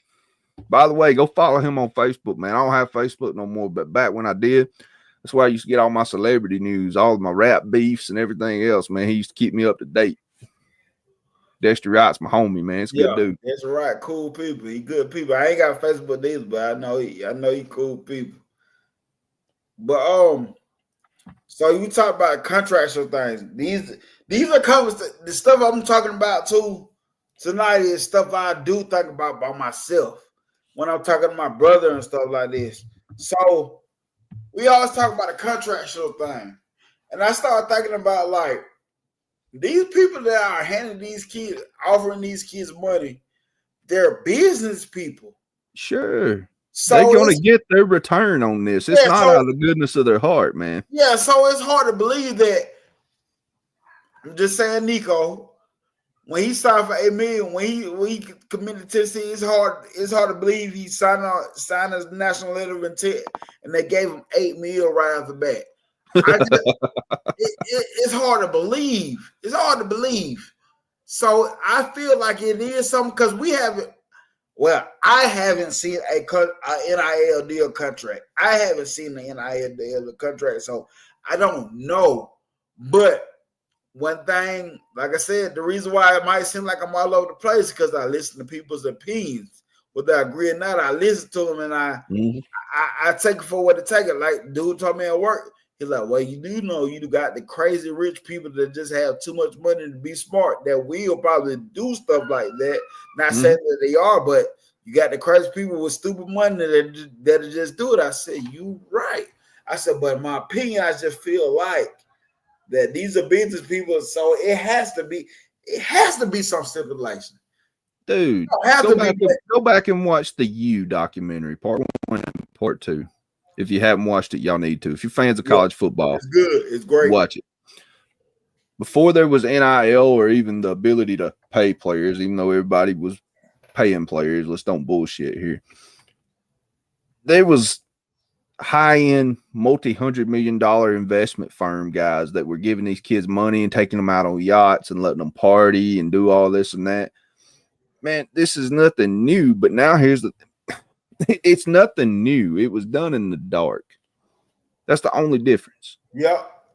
Now it's made to look like, oh, we're helping the kid. No, you're not. You don't expect him to graduate. You don't give a damn about his body. It ain't none of that shit. And let's be honest, the coaches ain't getting no love no more either. We all see them contracts, but I don't think I could live with the amount of stress it takes to be a high-level college football coach. I've got to worry about the game plan, what the players are doing. I got to babysit them. I got to make sure they're in by curfew. I got to make sure this one over here, the cops have called me about him. This one over here just got a girl pregnant. Now he's scared to death about this. This one's mama's calling about this. Now I'm also having to worry about all these high school kids. 27 of them just committed, and then 5 of them just decommitted. And then do we got enough NIL money we can throw towards these kids? I couldn't do it no more. I could not do it no more, man. 100%. 100% agree with Tom Reed on that. It's coming. My guy AT, Alabama Tide. Shout out AT, Alabama Tide. Again, Bama Sports, CTS Sports. Please go subscribe if you're not subscribed. If you're not following those guys, they give good arguments. They funny as shit too, but give good arguments. Bama Sports, CTS. But AT called me before the show, and he was talking about recruits. Whatever we was talking about, Ty Haywood. Have I heard anything about Ty Haywood, a 5-star offensive lineman? I said I know Michigan is pursuing him real hard. Honestly, in my opinion, I think Michigan might flip him. And we was talking about Michael Carroll. I said, but the thing is, what do we holler about a lot is these coaches needed to develop players. This is what this time period is going to make you actually do. It's going to make you actually have to develop the people that rocks with your program. And this is why I agree with this comment what Tom Reed put up. Because out of nowhere, because what's going to happen is you're going to have to develop these guys that are truly invested into your program. And it's going to be a team full of 3 stars. Dude, we've seen it happen before. Utah was this close back when we played them and lost to them in a bowl game. They were this damn close to going to a title game, and I think they could have won. They were solid, but they wasn't nobody stars on that team. Not until after they graduated in the NFL said, wow, these kids are well coached, well developed. They didn't come out of high school big name, but they work together as a unit. We've seen Boise State teams do it for 30 years now. Every once in a while, they'll have that one unbeatable team. They're pretty solid this year, riding the best running back in college football. Yeah. And I'm telling y'all, like, you get a bunch of 3-star in-state Alabama kids that grew up passionate about this game, about this team, and you put them together and you work on them for 2 to 3 years, and you would have an unstoppable machine. But nobody will do it now because the expectations, they're too high. You got to win, and you got to win now. Yep. And we're holding guys to a standard that they didn't create. Yep. And it's so funny. And it's so funny. I like to talk college football, and as a Bama fan, people like, you always revert back to Bama. Well, Tommy Bowden did it with Auburn. He didn't win a title with Auburn, though. No. They went undefeated, but they were on some kind of restrictions or something from the NCAA. Yep. But when I talk to people about, I tell them I like to talk football. They were like, you always in there talking about Bama. So what you just said, the reason why I always talk about Bama, because when you have a lot of these conversations, it revert back to Bama. Nick Saban screwed the game up with how he turned Alabama around so fast when he came to Tuscaloosa. He ruined a lot of guys. That was so unreal. That was so unreal, man. Dude, Hugh Freeze fumbled the bag at Ole Miss. He had 2 of the greatest recruiting classes in Ole Miss history. Couldn't even win the SEC West, but because they beat Alabama, he kept a job longer than he probably should have had at that time because he recruited well and he beat Nick Saban. And that's all it took back then because Alabama was this immovable object. And guys were getting extended careers that shouldn't have had for beating him. And guys were getting fired that didn't deserve to get fired because they couldn't beat him. And you weren't going to beat him. They were too well-oiled machine, man. It was different. And guys, I want to let y'all know. Wait, hold up. Sorry, man. I think you're confused. I think you're getting mixed up, Dirt Road Bigfoot. Tommy Bowden didn't beat us 6 years in a row. He didn't beat us 6 years in a row. You're thinking of Tommy Tuberville. Yeah, Tommy Tuberville, yeah. That's who beat us 6 years in a row, and I really don't want to talk about it. And hard years for me. I want to let y'all know in chat, y'all. I'm not purposely skipping y'all comments. It's just I'm trying to do this and talk at the same time. So yeah, that's my fault because I'll interrupt you when I see something. No, you good. I just want to let them know because I'm involved in the conversation and talking and trying to do this. So I'm not skipping y'all comments on purpose. Believe me, I'm not doing that. No, I'm not doing it. No, we just chilling. Every once in a while, I see something that interests me. And I'm just like, I got to spout it out. Some stuff sometimes too. I'm glad you'll bring up some stuff sometimes. But yeah, man, college football in the future is the team that can get their players to play up to competition, no matter the star rankings, to play like a team, they will win. But I agree with you. Tuberville did it without a lot of big stars. Now, years 3 and 4. He had some dogs on that team. Like that 04 Auburn team was nasty. They put a lot of guys in the NFL. But, yeah, ain't no doubt about it, man. Like, you get these teams, they'll play like Eric D's up on that head, ain't he?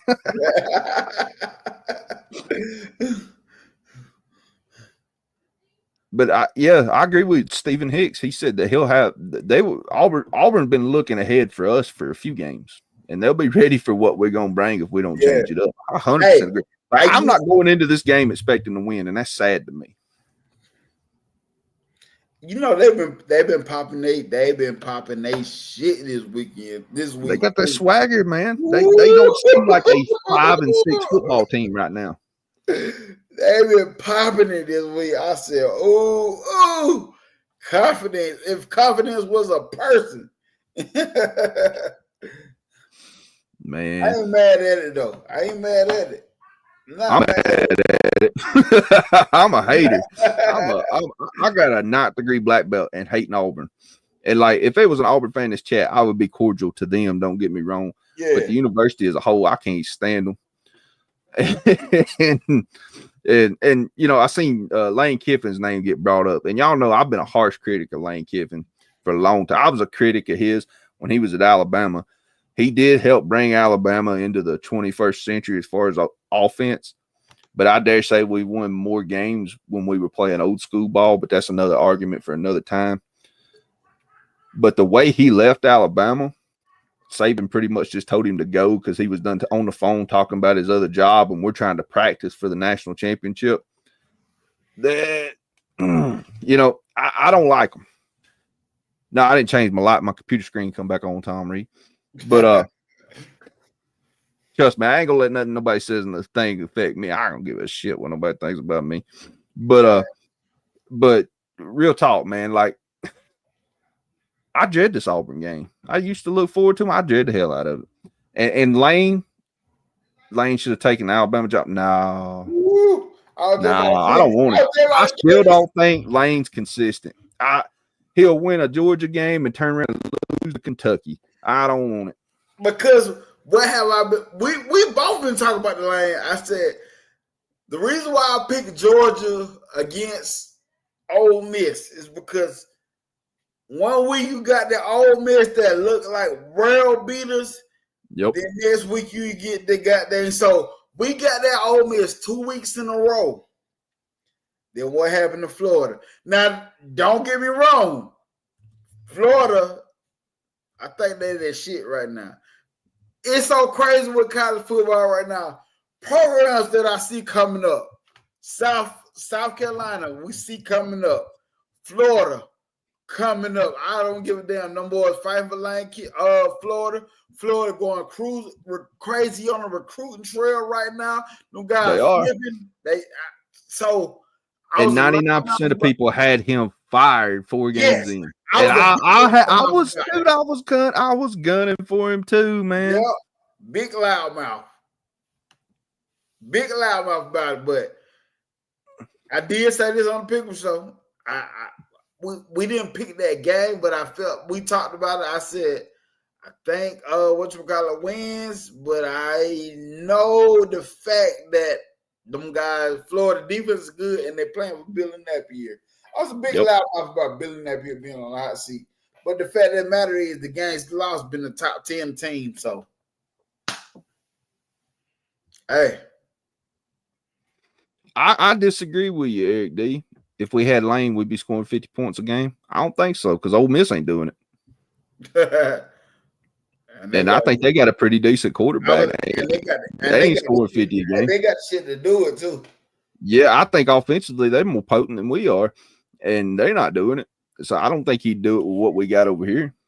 Hey, Eric D., you got my number, man. Whenever you can, I understand. I still remember what you told me. I understand.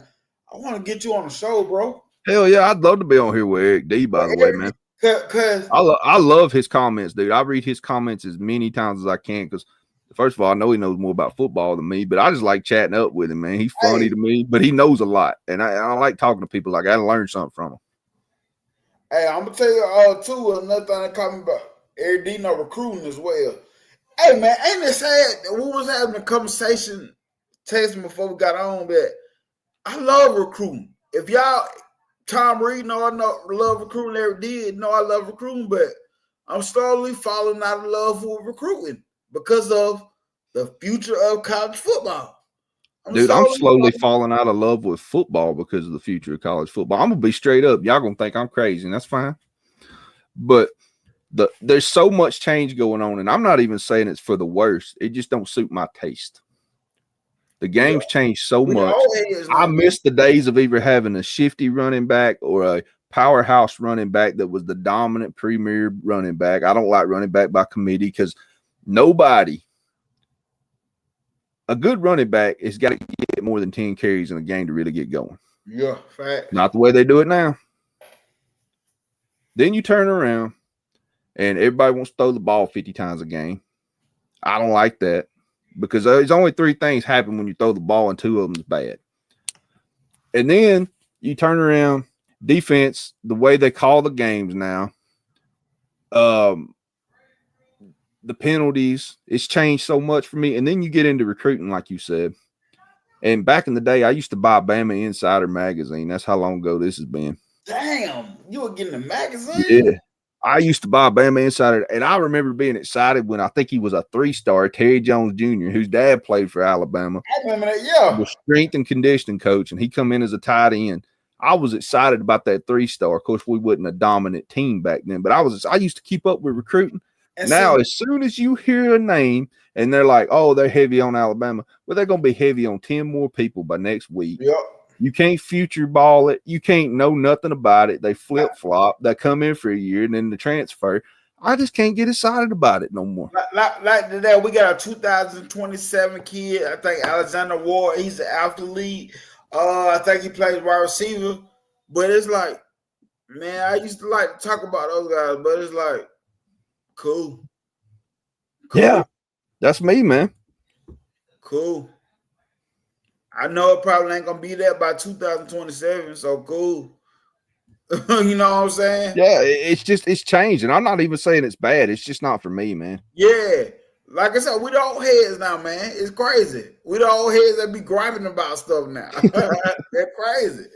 Yeah, we've hit that age, man. Like I've already count myself. I don't listen to music that was made outside of the 90s no more. Hey, I don't like new movies. Now I don't like the sports the way they're played no more. Yeah, I done hit that age now, man. I sent an Instagram video to my son today that dude was talking to what's his nephew. I don't know who he was talking to. He was talking to somebody younger.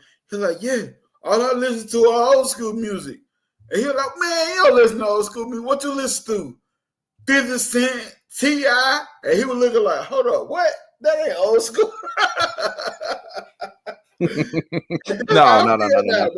When I hear old school rap, I'm thinking of hip hop, a hippie, you know? Yeah, exactly.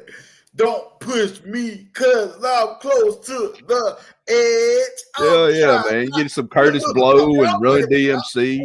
And my favorite of all time, Public Enemy. That's my favorite rap group of all time because they had a message behind it. The beats were hard. The Bomb Squad went wild.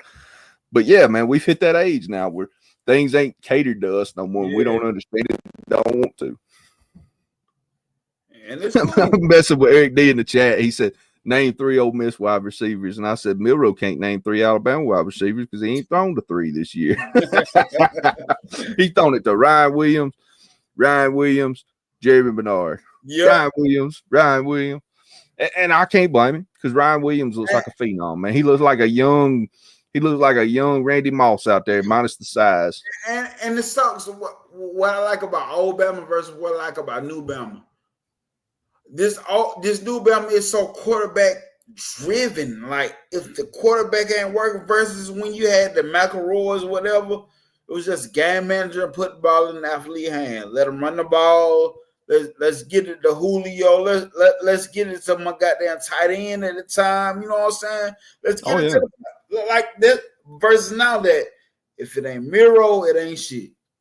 You know what I'm saying? And I do it feel like everything moves through number 4, and he's such a great athlete. I understand it, but we're cutting our ability to run different offenses and catch people off guard. I agree with you. That's why he does got to go. Unfortunately, he's peaked. That's just the truth of it. He's peaked.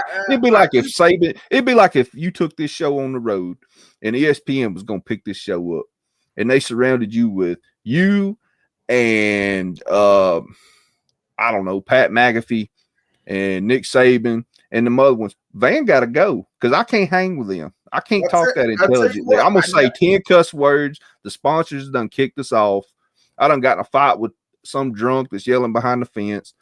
I'm not made for that, man. I could never be famous. I'm not cut out for it. I'll tell you what, if I'm ever on the show, Pat McAfee, I never did cocaine before, but I feel like I would try it with him. Well, I don't like what it smells, you know. But at the same time, I've heard that said before. It should always crack me up. Spencer said, if y'all bring up Vanilla Ice, I'm leaving. You didn't like Ninja Rap? You didn't like the Teenage Ninja Turtles 2 movie? I'm with you. Vanilla Ice gets brought up. I'm leaving too. But Eric D said he would start Ty Simpson on Saturday. Hey, man, I ain't got a problem with trying something new. I don't. I really don't. I got my thoughts about it, but I ain't mad at whatever happens, bro. I ain't mad at Yeah, because I don't know Hey. no more than the next guy. Like I said, I ain't in the meetings, dog. I don't get to see the practices like that. Yeah. My 8-year-old turns 9 tomorrow, and we'll probably go out to eat tomorrow. But we're thinking about doing something for him Saturday. And usually I'll be like, hold on, can we do Sunday? But I ain't tripping about it, bro. That's what it's been for me. I ain't even tripping about it if we do something Saturday. And I want to be locked in, but I ain't tripping. Yeah, man, because I'll be getting depressed during that game because I'm like, I know we're better than this. You know what I'm saying? But I'm just laughing at these comments. Tom Reed said Van still rocks third base. Hey, I ain't got no problem with Pop goes the Weasel because the Weasel goes Pop. I like that shit, man. That shit went hard.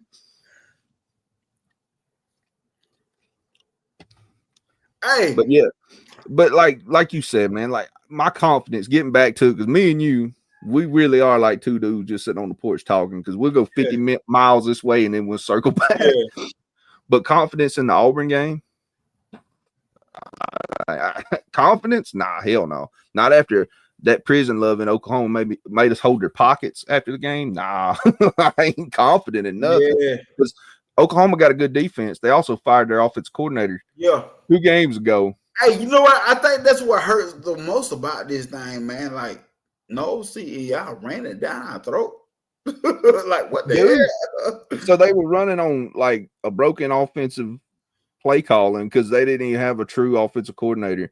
And now, while their defense is good, they were also still 5-5 when we played them. 1-5 in the SEC. And beat us, what, 24-3? Was that the final? Yeah. Yeah, that's embarrassing, man. We had the whole playoffs ahead of us and couldn't even muster up the courage to go out there and fight tighter and try to squeak out a win. Come on now. Yeah, I ain't got no confidence in the Auburn game. And don't get me wrong, as Alabama fans, yes, we do overreact. But sure. So what else am I supposed to do? They don't call me and tell me what's going on, so that's all I can do. Yep, like so shit.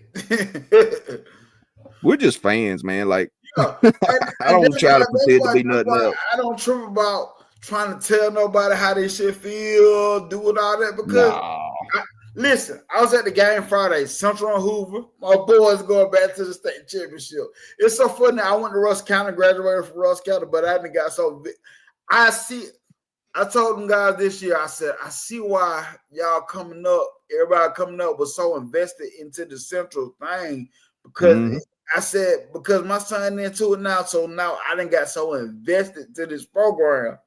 I said, I see why, because it's it. Whether y'all win the state championship in that period of time, but it was still good football.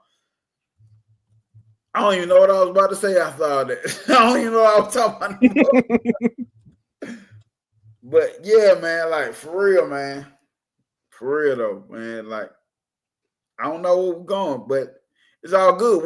We fans. That's what I was saying. We fans, and I don't care about how we react to it, because that's what I was about to say. My bad, guys. I'm sorry.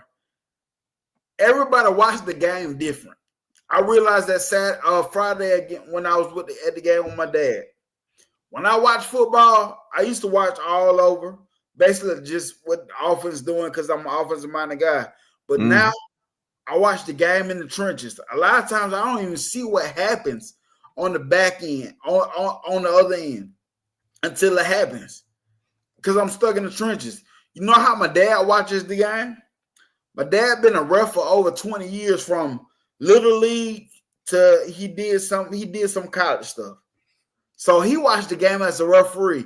If a big play happens, you know what he automatically does? He looks behind the play and see if a flag happens. Like, he watched for that type of stuff. I can see that. I automatically watch defensive ends, Mike. That's where my eyes go, man. Because that's what I played. That's what I know. The reason why you get so many different takes is because so many people watch the game and none of them is necessarily wrong, man. It's just your belief in what you see. Like that.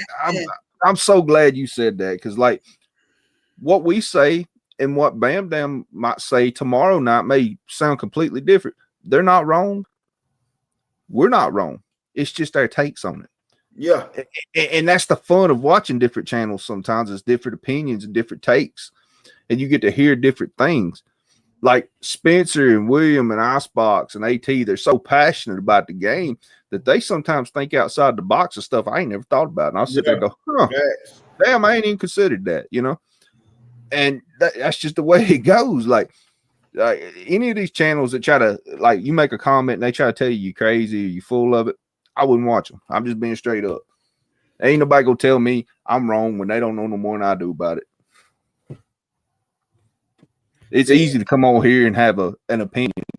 Don't make it a fact. Yeah, facts. That's a fact. That's a fact. But man, let's get into this preview prediction, like the preview part, so I can get into this main one. Who will be conference champs? And what I want to do, we are about to talk about the big thing, rival week. And we'll start with the Iron Bowl.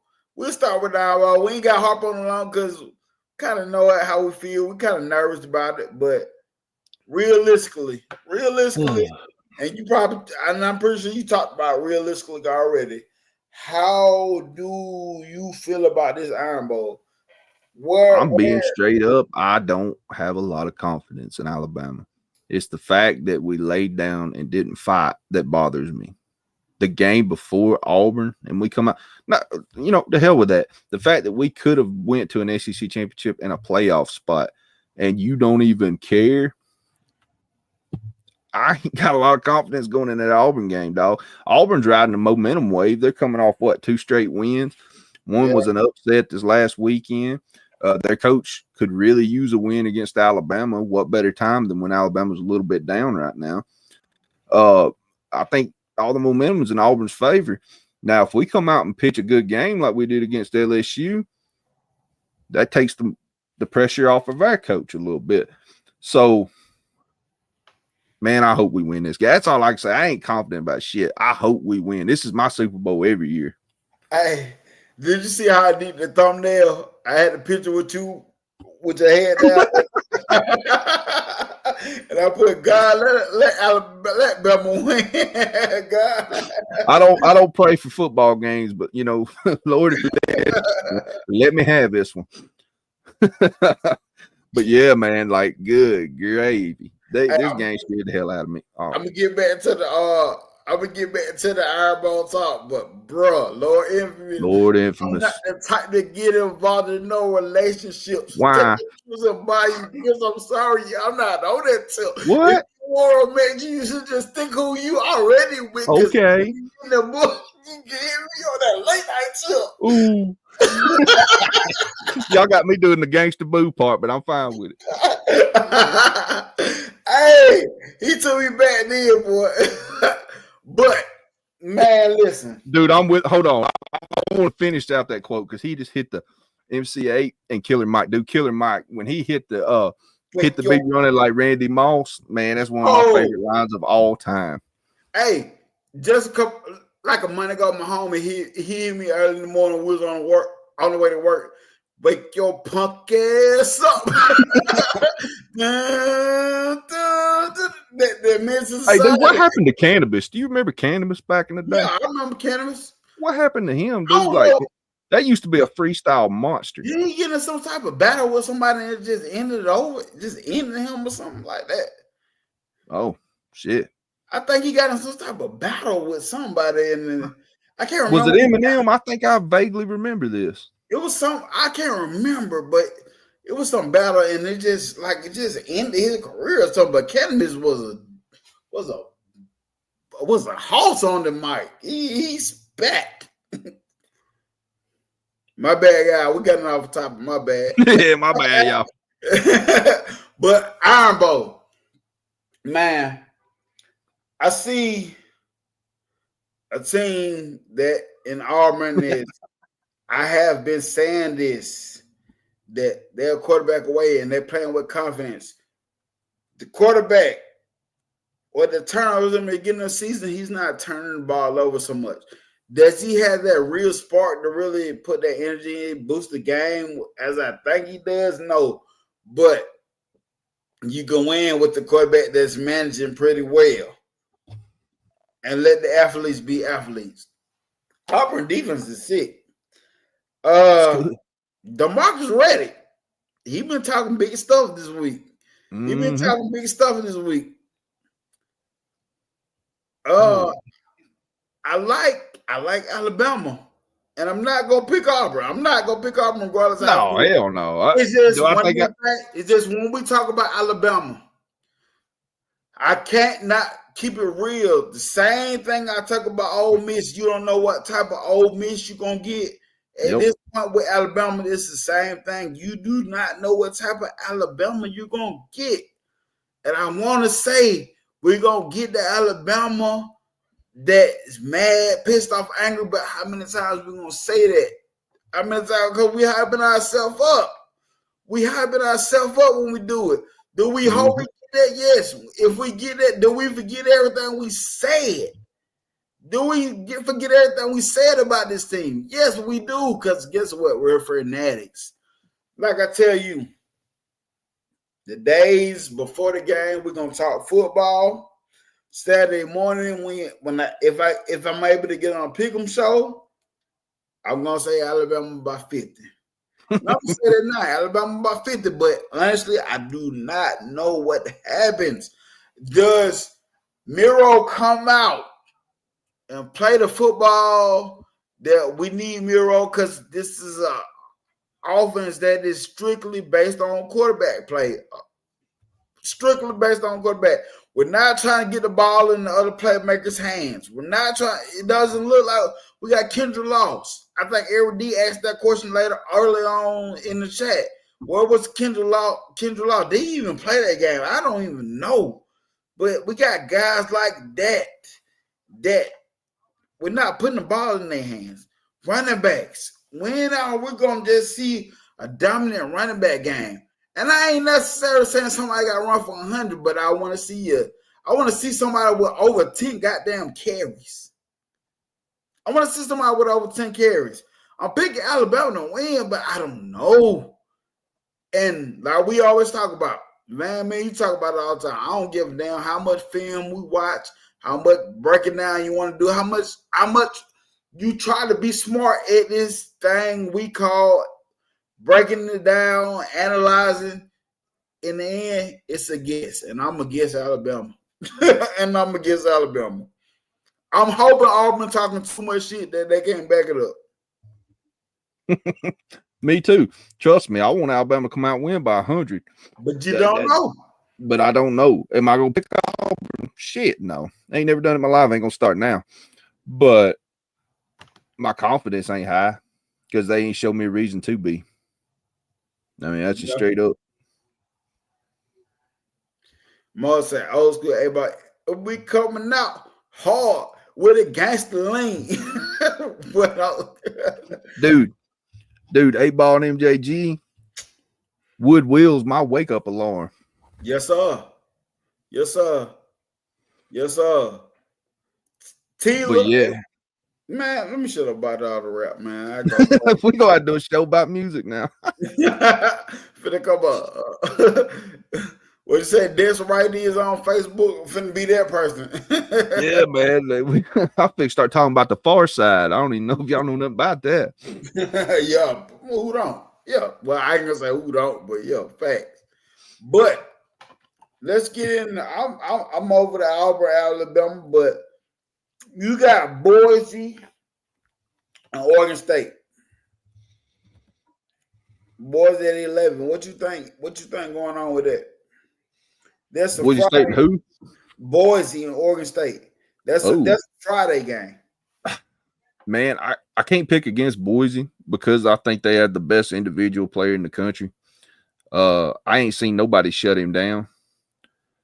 And Oregon State's played decent football this year. But, yeah, I'll take Boise in that one. Yeah, me too. Same way. So, Colorado lost this past weekend. Shout out to my Jayhawks. I said my Jayhawks because my cousin, they coach Devin Neal, number 4. He's the running back coach for that guy, and he been goddamn coaching that dude to do amazing numbers while he's been at goddamn Kansas, and they just stomped. They just stomped Colorado, which was surprising. But Kansas was playing good at that time. But Colorado, Oklahoma State. Do you think Colorado bounce back and win this and whatever? Do you think they win? Man, Colorado's like picking Alabama right now. You don't know what team gonna show up. I mean, truthfully. And firepower, Colorado's got it on offense. But Kansas State didn't live up to what they should be. They're a good football team. And I want to see how Colorado answers after last week's loss. It's going to be an interesting one to watch. I don't know. I'm kind of feeling like Kansas State might pull it off right here.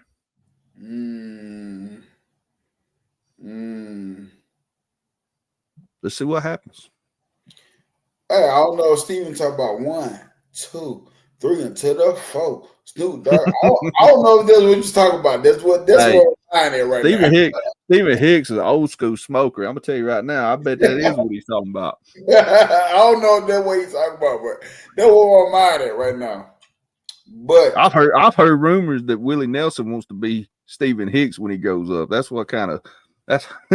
Hicks is smoking that good kush. Hey, Eric D, I'm with you on that though.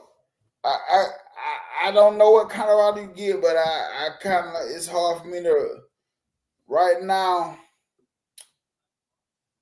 It's hard for me to pick against Travis Hunter. I like Travis Hunter. Stop this right now. What we're doing? Who do you think wins Heisman? Oh man, I'd be lying to you if I told you I really kept up with it. I don't really like individual awards that much, but if I had a vote, I'm voting for Jeanty at Boise State. Ooh. But I can't deny what Travis Hunter's done on both sides of the ball. And I don't think we've seen a player do this at this high level in my lifetime, really, because Dion was in college before I was born. So I didn't get to watch that. Travis Hunter's done it at a high level, man. And on both sides of the ball. And I'd have loved to seen him play somewhere where he had steady more competition every game. Because if he kept playing like he did against like an SEC schedule or a Big Ten schedule, it would have been that much more impressive. But if Travis Hunter wins, you won't hear a peep out of me because, man, he changed Colorado more than anybody did, in my opinion. Like, it's one of those things that even though they lost this week, you see the impact of Travis Hunter. You see the impact that Travis Hunter has on this team, man. Well, number one, he can lock down one half of the field. There ain't many corners that can do it like he does it.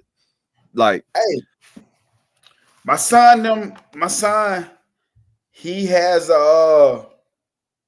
have a player on that team. I call him Big Foe, BA. And I think he on that level. He a smaller guy, but he on that level, man. He go out there and make it happen on offense, and he goes out there and beat him.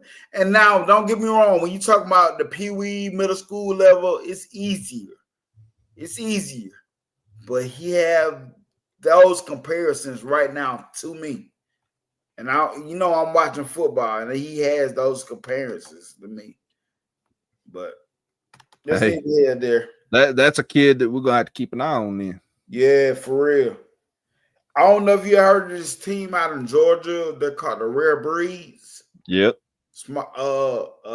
Young team, but it's two kids that play on my son's team that plays for them. Damn. They good. I gotta admit, they good. So let's keep on with this game. You got Ole Miss and Mississippi State. Right now, it's easy for me to say Ole Miss, but we know what this game does. But the thing is, does Jeff Lebby know what this game does? Does he come with the same intensity like a Mike Leach would have brought to this game? You know what I'm saying?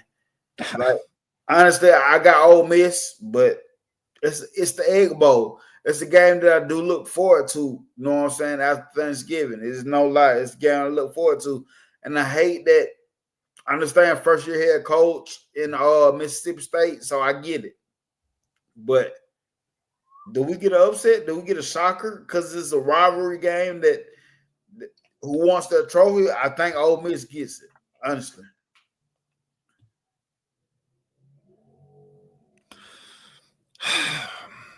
Ole Miss, by all intents and purposes, should win this game and win big.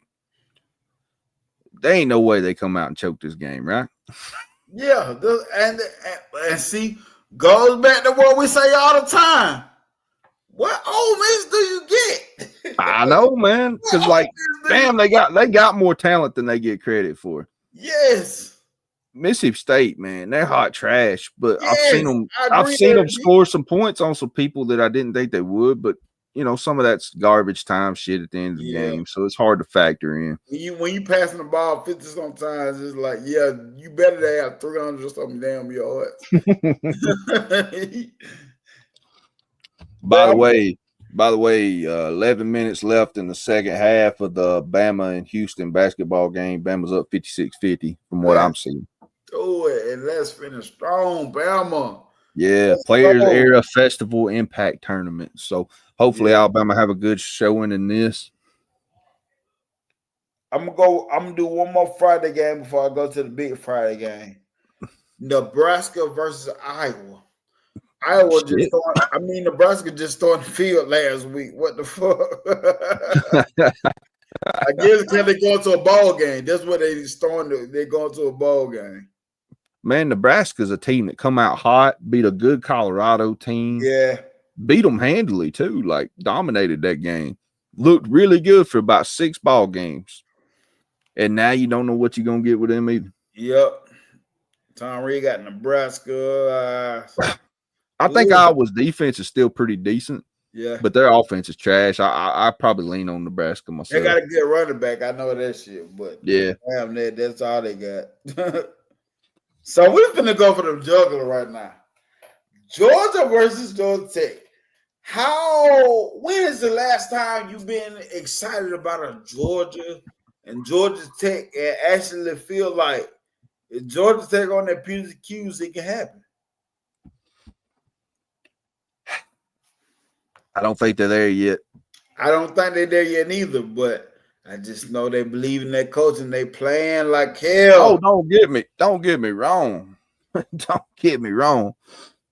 That'd be incredible to see them play a tough, tight football game. I just think Georgia's too much right now. But any given Saturday. There again. Any given Saturday. And this why I think Georgia, Georgia by double digits. And that's why I was leaning Georgia too, but I can't deny what the hell goddamn Georgia Tech has been looking like this year. Yeah, shout out to the head coach, man. He's doing a good job. Yeah. And it's one of them rival games that getting anything can happen, but what Tom Reed said, game in Athens, I told you, the only time I pick against Georgia is when we play Alabama, when they play Alabama. When they play Alabama, it's hard for me to pick against Georgia. Even though Georgia been looking, as a Georgia fan, they can agree. I know they can agree. They've been looking wishy-washy too, but they damn win. Yeah, they lost 2 games, but it's hard to pick against Georgia, man. Yeah, I mean, it really is. That game comes on what, Friday night? Yeah, 7:30 game. Yeah, 6:30 my way. Yep. Georgia, 19.5 point favorite too. Yeah. Good game. You got Utah, UCF. I don't give a shit about that game. Man, Utah's such a letdown for me. Yeah. Because there again, that's a team that ain't full of stars, but I think the quarterback's held them back. And then he talking about coming back next year.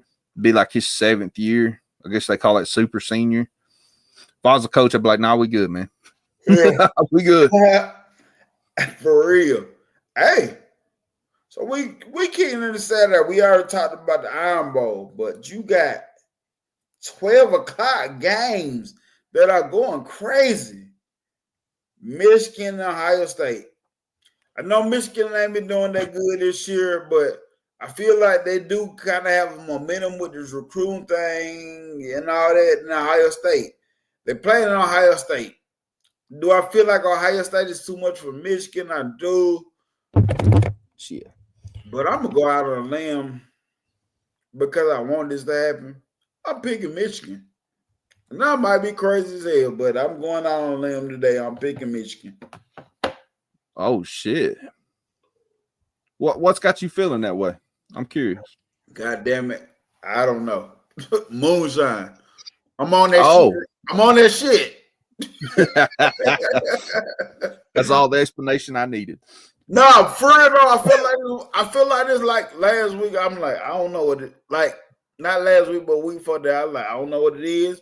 I feel like Michigan, I ain't been Michigan the last year, but I've been noticing even when they play Indiana tough. And good win last week. They won last week, and you got recruiting wins, like more victories than recruiting wins. I just feel like they up right now. They're up right now. Well, man, give me some of that moonshine. I want to believe. I want to believe in that too, because there's something comical to me about Ohio State and their New York Yankee paid roster that would have a 2-loss regular season that would crack my ass up, man. Like that made me laugh. Like the irony of spending how much money they've spent on that roster, and you got 2 regular season losses. That shit would crack me up, man. I ain't gonna lie to you. No Ohio State championship. Hell no. But I like Michigan in that game, honestly. Just to be honest, I like Michigan in that game. And I felt like that like 2 weeks ago. And with the momentum, the little moral victories and the other, I'm rocking with Michigan, man. And I ain't gonna lie, Ohio State been winning. They lost 1 game, but Big Ten shit, they really ain't been looking that. Hey, nah, they ain't look like people thought they would. We'll say that. I mean, and I know Alabama hadn't either. That's fair. Yeah, but and I gotta say this too about, I've been disrespecting the Big Ten for a long time. Do I care about the Big Ten? No, but last year I did a whole video about Michigan, the teams they played or whatever, about how it looks so much better when you play these type of teams. And I'm just gotta give the respect that shit. Fuck it, if you win the game and put in front of you, you win. Because they came out there, they beat us. They beat us. You know what I'm saying? Do I really care about Big Ten? I still don't, but I'll watch at it. I'll watch at it now that like Oregon's in there and a couple other teams. I still watch at it. Like I will watch Ohio State, Michigan play just because it's such a big time rivalry, old school game, stuff like that. But like, at the same time, I don't think getting USC was the draw they thought it was going to be. I still think Nebraska should be like a Big 12 team. Like, yeah, I'm weird. Like, I want some conference realignment that makes sense like it used to. Hey, man, you know who good at this shit and who will explain it to you to the T? Tennessee, man, TriStar. TriStar is good at that shit, man. I'm talking about breaking it down to the T, like talking about a Tulane or Georgia's taking the SEC, like. Oh yeah, well they were old school, used to be SEC members. Like, yeah, I got no problem with that. That's how he looks at it. Y'all gonna make fun of me, but like when I play NCAA 25, the college football game, first thing I do is make SEC this superpower. Like I kick Vandy out, Kentucky. Like I start putting Clemson, Miami, like Southern teams, but like powerful teams. Like, and everybody's like, nah, you don't want to beat on each other. Oh, hell yeah, you do too. Because if you make it out of that. Hey, listen, and people who say that, but shit, that's what we know the SEC too. Yeah. Out of each other. That's what we know it from the past, man. The other week we played Mercer, and we all play on ESPN Plus, and people are like, who the hell do this? I said, and I told them, I said, you don't remember Alabama football in the past when you basically had to purchase the pay-per-view to watch the fucking game, do you? God, yeah. I said, Or you get them old. What was it? Jefferson Pilot or some shit back in the day. You get them old. Was that y'all cable coming this on down there? Nah, like it was some sports network. You'd have to watch Alabama play like Mississippi State, or if we played like Chattanooga or something, that's where you had to watch it at. Go through our cable network down here, East Alabama TV. I can't remember what the hell it was, but I grew up in the sticks, though, man. We had like an antenna, so you didn't order shit. You would listen to it on the radio. Like for real, like I remember that type shit. Or if you want to see it, you basically got to purchase a pay-per-view. So when people were saying the ESPN Plus, I was like, man, that shit been before Saban, man. We had to purchase to watch the Alabama game. Yep. Hey, Spencer's asking a question. He said, well, both of y'all say right now before the Auburn game, do y'all want the playoffs this year? Truthfully, if I'm being a fair and honest person, Alabama don't deserve to be in the playoffs.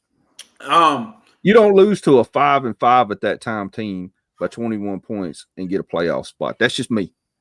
I don't think Alabama with losses to Vandy and Oklahoma, who will both be struggling. Like Vandy's had a good year, but they ain't world beaters. And no, I don't think we deserve it over any other. But like the 3-loss Alabama team to me would tank the playoffs. And see, when you ask me that question, you asked a Bama fan. So realistically, a Bama fan, yes, I do. But sure, I don't think this team's good enough. I think we get embarrassed. As a football guy, come on, man. It's too many 1 loss or 2 loss deserving teams. Hey, I'm roll tide till I die, but I'm also fair, and we don't damn deserve it. If we can't get up for an Oklahoma game with playoff implications, we don't deserve it, man. Yeah, facts. They need to sit at home this year and think about it and maybe be hungry next year. Because what do? Win 2 games and be like, oh, we're going to win in that and fuck it up in the goddamn game that it matters in. Like, so as a football fan, a 3-loss Alabama, they'd be like, yeah, that's when I'll be convinced all the way, 100% convinced that, oh, it's really about the money. Straight up. You know what I'm saying? And it may already be that way, but you don't want to think about it that it is. I guess exactly. you'd say. So, to answer your question, I got to go no. I got to go no. And I get what Spencer's saying here because he said, who would y'all pick to be in over Bama? I mean, that would take me. I'd really have to look through it and pick it out because I ain't done it because it ain't something I really considered after Saturday. If I'm being honest, I hadn't just sit down and broke it down because after we were out of it, I didn't pay attention to it as much. Yeah, because I'm sorry, man. Losses to Vandy and Oklahoma hurt because this ain't Oklahoma 3 years ago. This is what 6-5 Oklahoma. Yeah. Like, I'm sorry. Like, we're better. We should have been better than that if we're a playoff team. Like the Tennessee game, okay, fine. Tennessee's a pretty good football team. Shit happens. Yeah. But man, that Oklahoma, we got our ass tore up. Straight up. 3 points. 3 points. I don't see how you could pick Alabama to be in a playoff spot right now, scoring 3 points on the road to a 5-5 Oklahoma. I just don't think you can. I just can't. To me, that would be giving a team that probably won better games. You know what I'm saying? And Spencer said he agrees with us, and I appreciate that. I didn't know where you were coming from, and you got a right to your opinion, brother. But we don't deserve it. Yeah. 3 points. Dang. You know, look at Georgia. Georgia lost to Alabama, and they lost to a good Ole Miss. That's 2 losses. That looks better than our 3. Eric D said if Clemson loses, then we have a conversation. Maybe we can come on here next week and have a crazy, let's break this mother down 2-hour conversation, break it out, who should go in. But right now, I can't. And listen, as Bama fans, fanatics, we saying this shit now. If we would have backed door in that playoff, you think I ain't gonna be happy? You think KB ain't gonna be on here trying to talk about my Alabama Crimson Tide and Jalen Milroe? You think we ain't? Man, KB will be on there with a damn clock like Flavor Flav to have a rap song out now talking about why we do deserve it. With the big Alabama hat on. Yeah, boy. Hey, shit, but you think I ain't gonna be happy? Shit. But Vanderbilt in Tennessee, what do you really feel about this, though? Well, I'll say this if you're a Tennessee fan out there. Be careful. We walked into this trap. Where they play? Are they at Vandy? Yeah, they're in Nashville. Tennessee's a 10.5-point favorite from what I'm seeing. I think Tennessee will play against Vanderbilt's run game a hell of a lot better than we did. Tennessee got good defense, and that defensive line's solid. They're a problem. I mean, I think Tennessee wins, but if Vanderbilt makes it close, makes it interesting in the fourth quarter, you know, it'd be cool. It'd be cool to see. I don't know. I want Vanderbilt to win. God, yeah. You know, no disrespect to Tennessee fans in the chat, but I don't like you. I don't want Tennessee to win. I can't root for them. Vandy's got a chance. I mean, this is the best Vandy team we've seen in a minute. At least since we beat them like 63-0 a couple years ago when that high-pitched linebacker got on there talking. You remember what I'm talking about? Yeah. It's our house. We're going to say our Christmas. Yeah. That was a different Alabama team, though. That was just another week at work for them. That Alabama team had their hard hats and they packed lunches. They just went to work. I don't know what the hell that was. I'm like, okay. That's when this shit was foreign. Like, do you understand he at Vandy? Like, what the hell? Yeah, that was a machine, brother. Hey, shout out to Godfather of the SEC, Waylon. Good to see you, brother. Yes, sir. Good to see you in the chat, man. And what he said, if Tennessee. Oh, would this be a rival week, the season that Vandy is having? Oh, you talking about getting a cap on it. If they go in and upset Tennessee, potentially knocking Tennessee out of the playoff topic, too, by the way. Ooh, that's a big one right there. Tennessee 10.5-point favorites, too.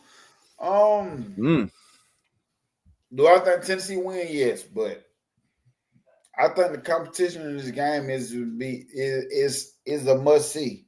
It's a must see just as well as the next game.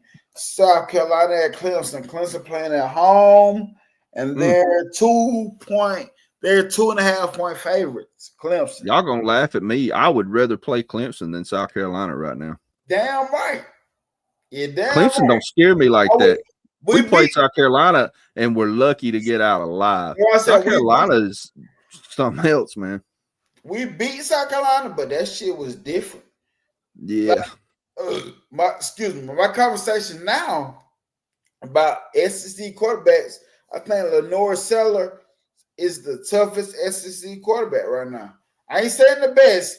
Do I think do I think if he capitalized off of what he's done this season, he can be the best? Yes. But he's definitely one of the toughest. He's the toughest quarterback in the SEC, in my opinion. I don't disagree with that. He may be athletically the scariest. Don't get me wrong, Milroe is a great runner, but I don't know, man. There's just something about that cat, man. He built different. Yeah. I hope South Carolina beats Clemson. Looks better for us. Makes me feel a little better. But let's see. Clemson's a 2.5-point favorite, just probably because it's at their stadium. It's at Memorial Stadium. So Clemson probably gets the 2.5 just because of that. So you picking Clemson? He said, "Don't make me put my Clemson hoodie on." Yeah. Waylon's like James Bond. Every time you think you know him, you don't know nothing. I remember that shit too. He's come on Bam Down with that shit. And like I said again, if you're not subscribed to Bam Dam or CTS Sports, please. And let me get a little shout in too to Dirt Road Bigfoot channel too. By the way, our boy Ice Box runs a different channel. They talk mostly Bigfoot, but a little bit of different cryptid stuff out there. I'm interested in stuff like that. I got to go on the show a couple times, and Waylon's a co-host with him. Man, they do a great job over there. They get interesting guests with good stories, and a bunch of good people over in the chat. Man, y'all need to check that show out. So I'm at the point I don't even mind if y'all can leave this channel right now, go subscribe, but please come back. Come back. Come back. like Craig told someone, come back. Come back. For real though, man. I love it. Yeah. God, I remember you used to come on CTS with that thing, Waylon. I remember you used to come on there. So is he a Clemson fan or something? I don't know. Like, I don't know. I just know it was tight. Like, I know he's a Bama fan, obviously, but yeah, he must have some love for Clemson, or maybe it's because Dabo Swinney's coaching there or something. I don't know. Maybe he can explain in the chat, but okay. That's cool. Oh, yes. Okay. 6-0 said something here. He said, most of teams' defense learn how to shut down Milroe run game since we were one-dimensional. Even if we get in the playoffs, he'll get rattled, game over. I can't disagree with that statement, man. I can't disagree. 6-0 been dropping truth bombs all night. Oh, yeah, he dropped the first truth bomb before the show. He been dropping. He just been telling it like it is, and I can't disagree with it, man. Everything he's saying, I'm like, yep, I get it. I totally get it. Stitcher said the way Bama's playing, I'm starting to believe in Bigfoot. That's funny. That's funny. Oh shit. But yeah, man, honestly. So do you got South Carolina or Vandy? I mean, man, I can't pick against South Carolina right now. They're just a team that just, I don't know. It's kind of fun to watch them, man. Like I said, they're young. Like their core key best playmakers are all like really young. And if they can retain that and build on it in the offseason, South Carolina is going to be so damn scared because they're already a scary team. Like I said, we escaped from them. They give LSU hell, really probably won that game. Yeah. They've been hell for a lot of teams this year. And if they can return all that, man, they're going to be scary as hell next year. So and you got Rocket Sanders right now. He didn't finally woke up. Yeah. He finally got the jet booster on. I think it's just he didn't got 100% healthy now, man. He said Dabo signed the hoodie for him. I respect that. Yeah, I know some guys that play with Dabo at Alabama. They said he was a good dude. Yeah. I can see that, though. I can see that. They said he was a good guy. Like, I knew a bunch of guys they were a lot older than me that had graduated from the school I went to, used to hang out at the locker rooms and stuff when I was playing football, that had all went to Alabama and was part of that 92 championship team and stuff. And they said Dabo was a good dude. What's up? You got a classic Louisville in Kentucky. He benched Brock Vandagriff. He benched Brock Vandagriff and starting his true freshman. But damn, where that game at? What, Kentucky? Yeah, even what they said, Louisville's on a 4-point favorite though. Hey man, sometimes you gotta make a big change, and that's something I'm hoping to see us do, not just at the quarterback position, but move some guys around, do a little bit of a youth movement, build towards the future, man. I hate to keep going back to Alabama, but yeah, it's all I can compare it to because that's what I pay attention to the most, obviously. But yeah, man, like I don't blame him. Like, you got to make some moves sometimes. And like I said, they only are a 4-point favorite. That'd be a hell of a win for Kentucky. Yeah, that would be tough. I can't flex. Kentucky, that's a team that's usually pretty well disciplined in the line of scrimmage. Yeah. If you ain't pretty well balanced and ready to bump around a little bit in the line of scrimmage, Kentucky they'll beat you. Yeah. It's something about Kentucky. They always have a solid defense. They just so inconsistent. Sure. Inconsistent. Like it's so it's like back in the day. I remember they would have I remember when Tim Couch was quarterback there, and he was a killer. And then the hefty lefty, what's his name? The Kentucky Battleship, Jet Lorenz, and Yeah. And then they would have these weird, like, dynamic players like Derek Abney and different guys like that could play multiple positions, but they just never had all of it at the right time. I don't know. It was strange. That's back when, like, Hal Mummy was their head coach, and he was a dynamic dude. You know, Mike Lynch learned a lot from him. That was a fun time to watch Kentucky back then. I remember watching the football games back then. This shit used to look so weird on TV versus how it looks now. It may be prettier on the screen, but I felt like the game was a lot funner to watch back then, and I can't put my finger on it. A lot less rule calls and stuff like that. But only thing I could compare it to is if you watched MMA back in the early 90s when UFC first come out, and it'd be like this karate guy over here versus this guy that's a jiu-jitsu guy, and you're like, these two different styles are different. Let's see which one wins. I forgot who the fuck it was, but that shit was fucking. Yeah, but you seen little Gracie choke out a 400-pound dude? Yeah. Like, blew my fucking mind as a kid, man. So hell yeah, it was fun to see contrasting styles. Not everybody feels like they run kind of similar shit. I don't know. I can't put my thumb on, but I don't enjoy it like I used to. He said, how would y'all make the officials calls at least 50-50?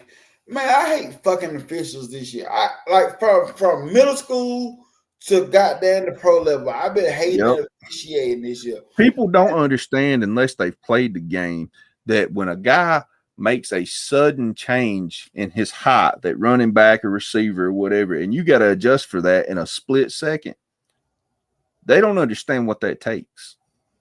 That shit's hard, man. Yeah. But he said, how would y'all make it 50-50? Put their damn jobs on the line.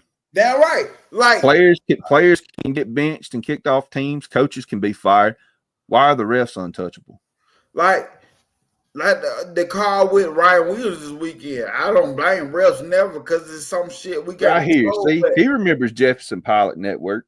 He remembers what I'm talking about. Oh, yeah, okay. Yeah. Yeah, exactly. And see, but we gotta think about what we talk about. Somebody that's been with this Alabama program for a long time. So, like, it reminds me of my dad, man. I used to sit around and listen to my dad talk about Alabama football. Like, he was born in the 60s, so he really started paying attention to it like in the late 60s, you know, and on. Yeah. And he used to tell me about, you know, because he was a big football guy. He's one that got me into football, you know, especially like Alabama. And I grew up with all these stories of all these legendary players, you know, Johnny Musso and all these other cats, man. And the nostalgia hits hard when I see some of them comments sometimes, man. It takes me back to being a little kid sitting around listening to all them stories, man. So with us being so close to Auburn, you know, I used to wonder how in the hell we get so invested in Alabama football. So Central Phoenix City, you got guys like Billy Jackson, way back in the day, there was a running back. Jeremiah Castile. Then, you know, his that whole damn Castile family run deep in Alabama. I would say his sons. Then you got the Lukes, Triana's Luke, the Lukes guy. Yeah. Like so many guys from the area that play for Alabama. Then you go to Earl Alexander. Earl Alexander didn't play much at Alabama, but he went to Alabama. But his dad was my dad's best friend. We grew up together. You know what I'm saying? So that stuff. That's how you be like, how in the hell we get so invested? But there was a guy I played football with in high school. His dad was legendary Jim Bunch, that was an offensive lineman for Barry Bryant in the 70s, won multiple national championships, was an All-American. And I played ball with his son. And I used to just talk so much to him. I remember the first time I met him, dude, he just looked at me weird because I was like, oh, you're Jim Bunch. I was like, Mechanicsville, Virginia. That's where you – like, I knew the stats, man. I had the old ball cards and everything. Like, I was obsessed with Alabama. And, like, you be around certain guys and – you know, it was really cool, man, to get to talk to guys like that. But even Woodrow Lowe from this area. You know what I'm saying? Yeah. Yeah, like so.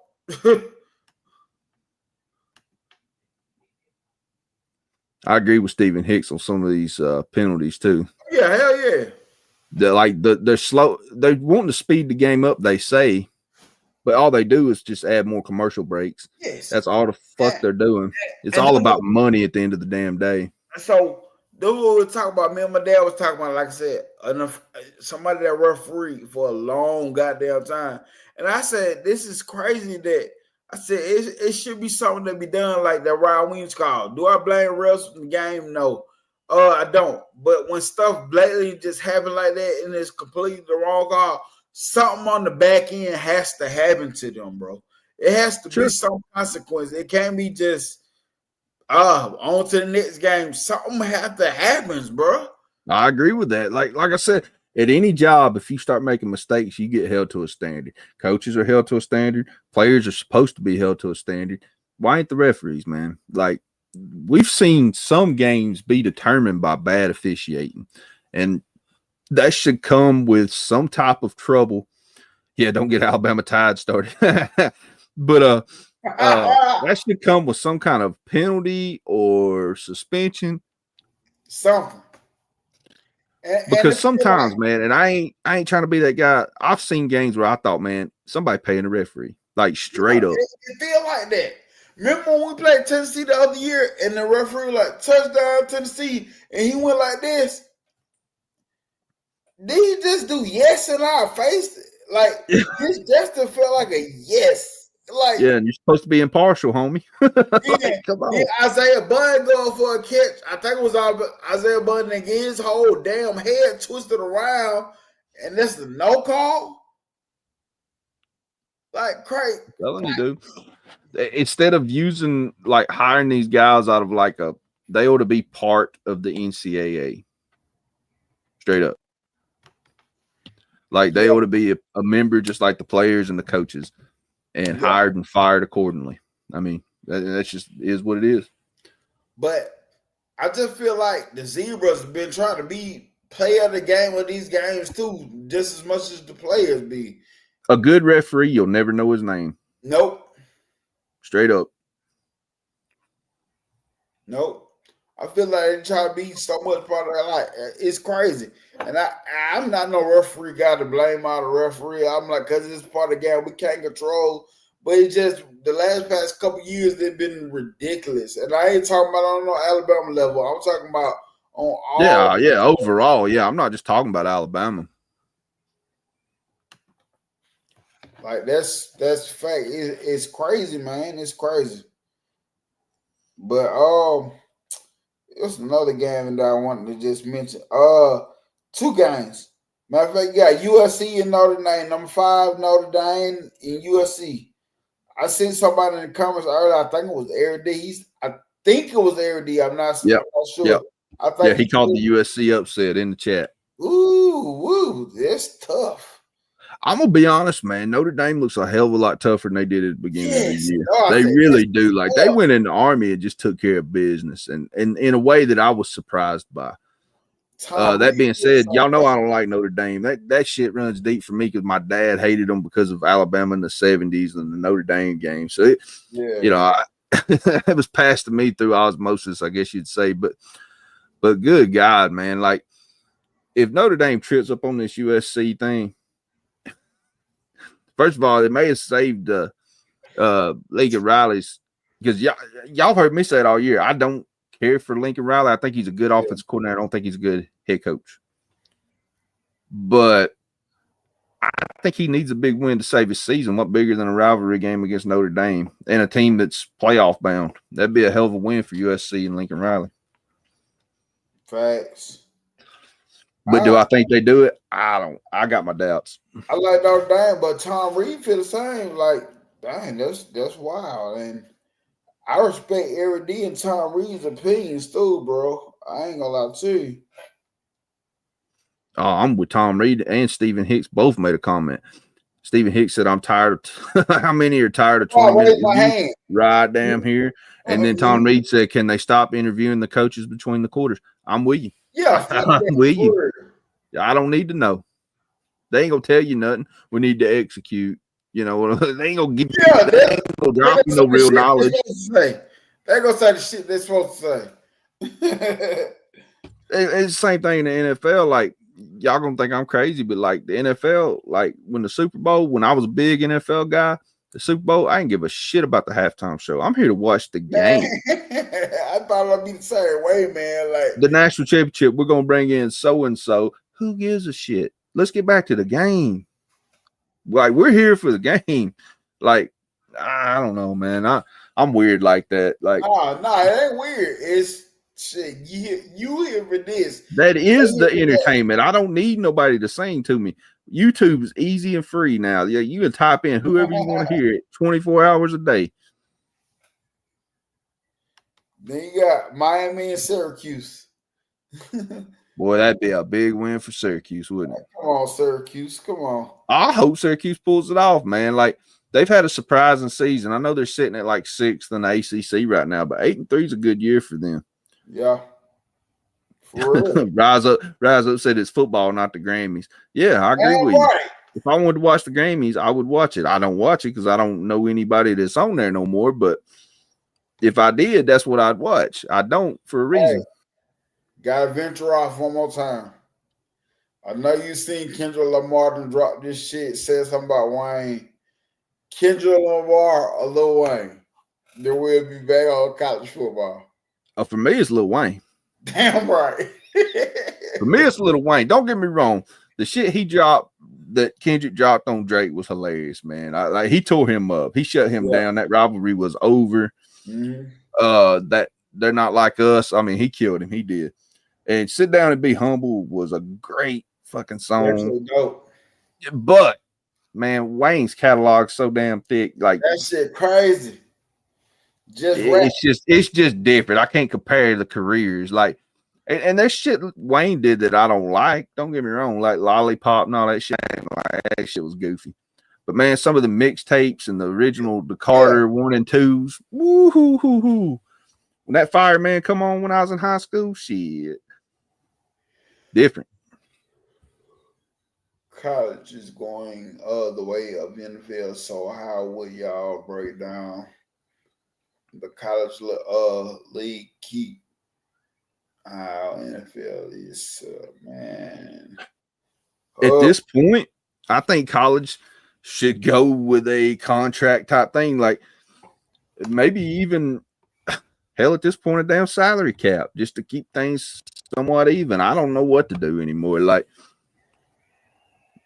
it's hard, man. Like, I don't want to see it go the way of the NFL because I see the NFL, in my eyes, has declined for 5 years just because of the play on the field, because they're underdeveloped, because of what college has been doing and what high school's been doing.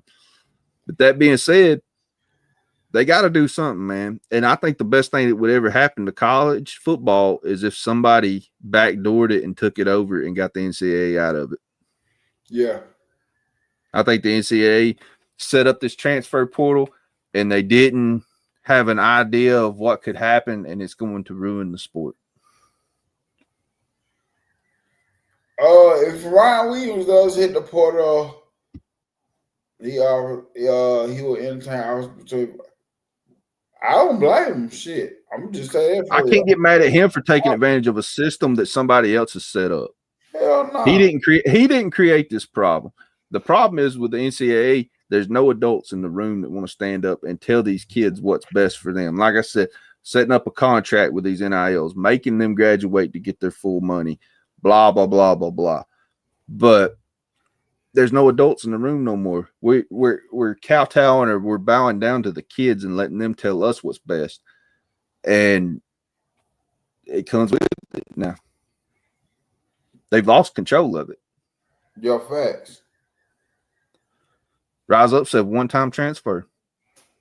After that, penalized with a year sitting out. I don't have a problem with that because long-term, developmentally, they're suffering because of this. Hey, I've been feeling that way. Like, I feel like you should get a one-time transfer free, but after that shit, like, come on, bro, you gotta sit out a year. You gotta sit out a year. NFL has 2 leagues. They play for the championship after. Yeah, I see what you're saying. Yeah, that shit would be kind of cool, but what, you just take your top X amount, break them up into two big conferences, I Yeah. guess. But like a ACC, like an ALC, what you call it? NFC, yeah. That shit, I ain't gonna lie, that should be top. Sorry, man. I see the Blues Brothers reference in the comp. I love that fucking movie, man. When they started singing Rawhide at that damn Roadhouse, then people throwing them down beer bottles and shit. I love that damn movie. I love that movie. Another thing, I think Roll Tide Rise Up, it might be KB manager for real, because I believe even my own KB in this good side for a little bit now. Tom Reed got an idea.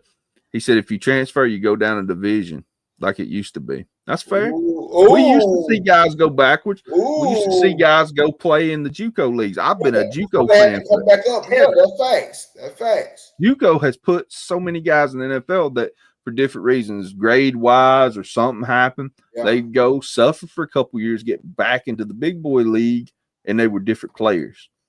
Yeah, there was a time when you wanted JUCO players. Yeah, facts. There was a We've almost killed the JUCO football league. You don't even hear about JUCO teams no more. Damn, because we used to eat off of them. We ate off of them for a while. Yeah, dude. East Mississippi Community College, we had players from there. What was that? Virginia Military Academy? I can't remember their name. Man, we used to get guys from all them places, and they were like seasoned vets when you brought them in. Hey, man, just looking over this list of these rival games, you got Missouri and Arkansas, but I'm going to get to the bread and butter. Fuck that shit. Fuck that. You going straight to Texas A&M, huh? No. I didn't realize LSU and Oklahoma was playing. Oh, shit.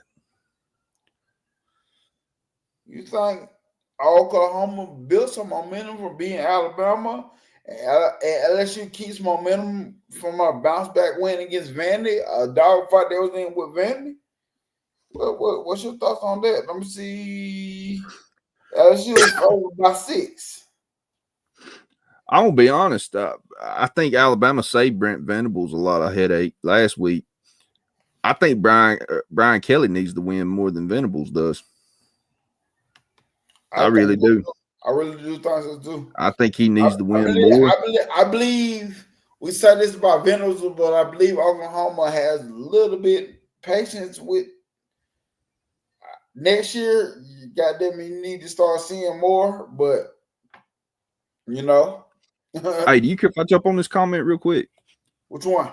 3020 Delmar Lane. He said a lot of time it's the parents who are controlling these kids' decisions. Facts. But if you go to these 7-on-7 camps, you see these 7-on-7 merchants who really ain't got no backgrounds and nothing. They start hawking to these kids' parents, and they ain't educated on this. They don't know what they're doing, and they sell them a load of bull, dude. And there's a lot of fishy things go on in high school football. Straight up. What you said. You know who they're selling it to, though? The parents. Sure. And they influence the decision. So he's right in what he said, but it's crazy how they target him. Yep. I agree. But we're finna go for the juggler, bro. Texas versus A&M. This game looked bigger before A&M got upset by Auburn. Yeah. I'm gonna be straight up.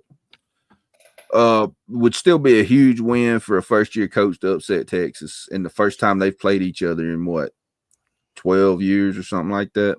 Yeah. A rivalry we ain't seen in a long time. A rivalry, I think that shit one of the most expensive as of right now.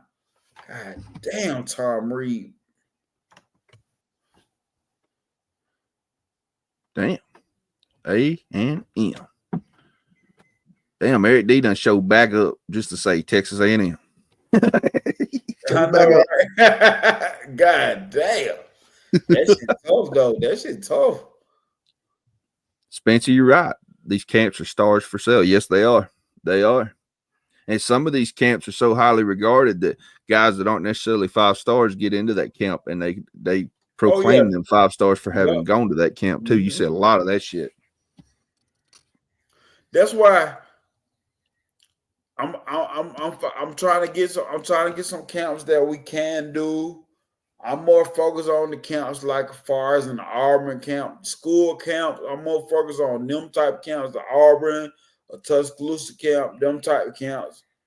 I do want to get them to the rivals and the Under Armour shoes. I do want to, but honestly, I'm more focused on developing the body, the mental, and the skill of the game. If you're good, they'll find you. Yeah, then we'll when I work on that a little bit more, I'm not gonna lie, we're gonna go. But I'm really more focused into the school camps than anything. Yep. You know what I'm saying? Yep.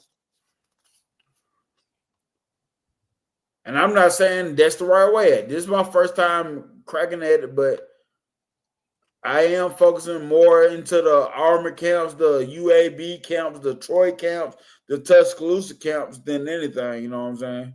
Hey, I'm gonna give a score update. Alabama just tied it up with Houston 78-78 with 22 seconds left. We ain't winning. 22 seconds left.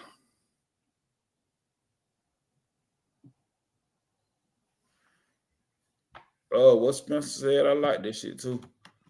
He said, in my world, it did show my grandson was not a college football player. He went into wrestling. Hey, ain't nothing wrong with wrestling. Hey, that's a tough sport. Man, wrestlers are built different. And, yeah, shit. All I want my son to do is figure, I don't give a damn. He's 5 years old, and he's actually a really damn good baseball player, like scary good. Yeah. But I've already told him, I don't give a damn if you play sports or not, son. I just want you to pay attention and do what I didn't do and take it further. That's all I want. And what Spencer said, that's the reason my focus is on development, getting your body right, and the mental aspect of the game. You know what I'm saying? And focusing on the skill part of it. Will we get to those camps? Yes, but I'm focusing. He better take advantage of it, man. Like, let that man travel. Let him see a little bit of the world on their dime. That's the way it needs to be. But far as I like that rare breed shit, but I think that shit is like the football shit. I think this shit is so excessive, man. No, I agree.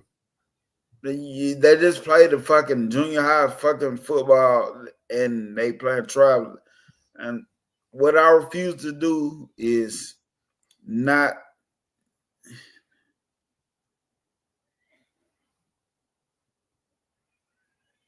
what I refuse to do is I ain't no knock to the ones that do that shit. I refuse to let my son get hurt playing that type shit and can't even play in your damn season. You know what I'm saying? Yeah.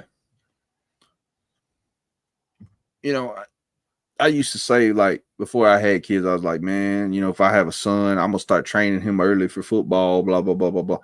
And then I just kind of took a step back from it because sports ain't for everybody. Like, he may end up wanting to play football. And if he does, I want him to work hard at it. But if he don't, I don't give a fuck. Be a good person. Do good for yourself. That's all I give a damn about.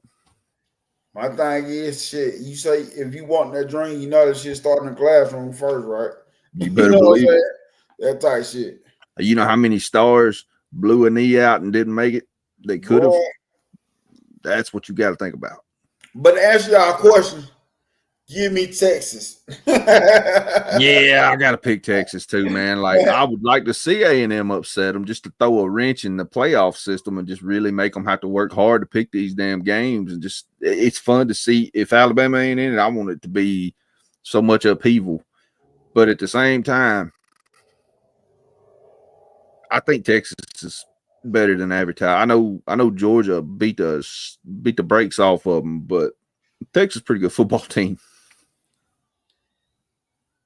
William Bryant needs to train in SJ on being I don't know, man. I've been on a show before with Mr. Bryant when he went AWOL on us, and I think he had fell over a little bit.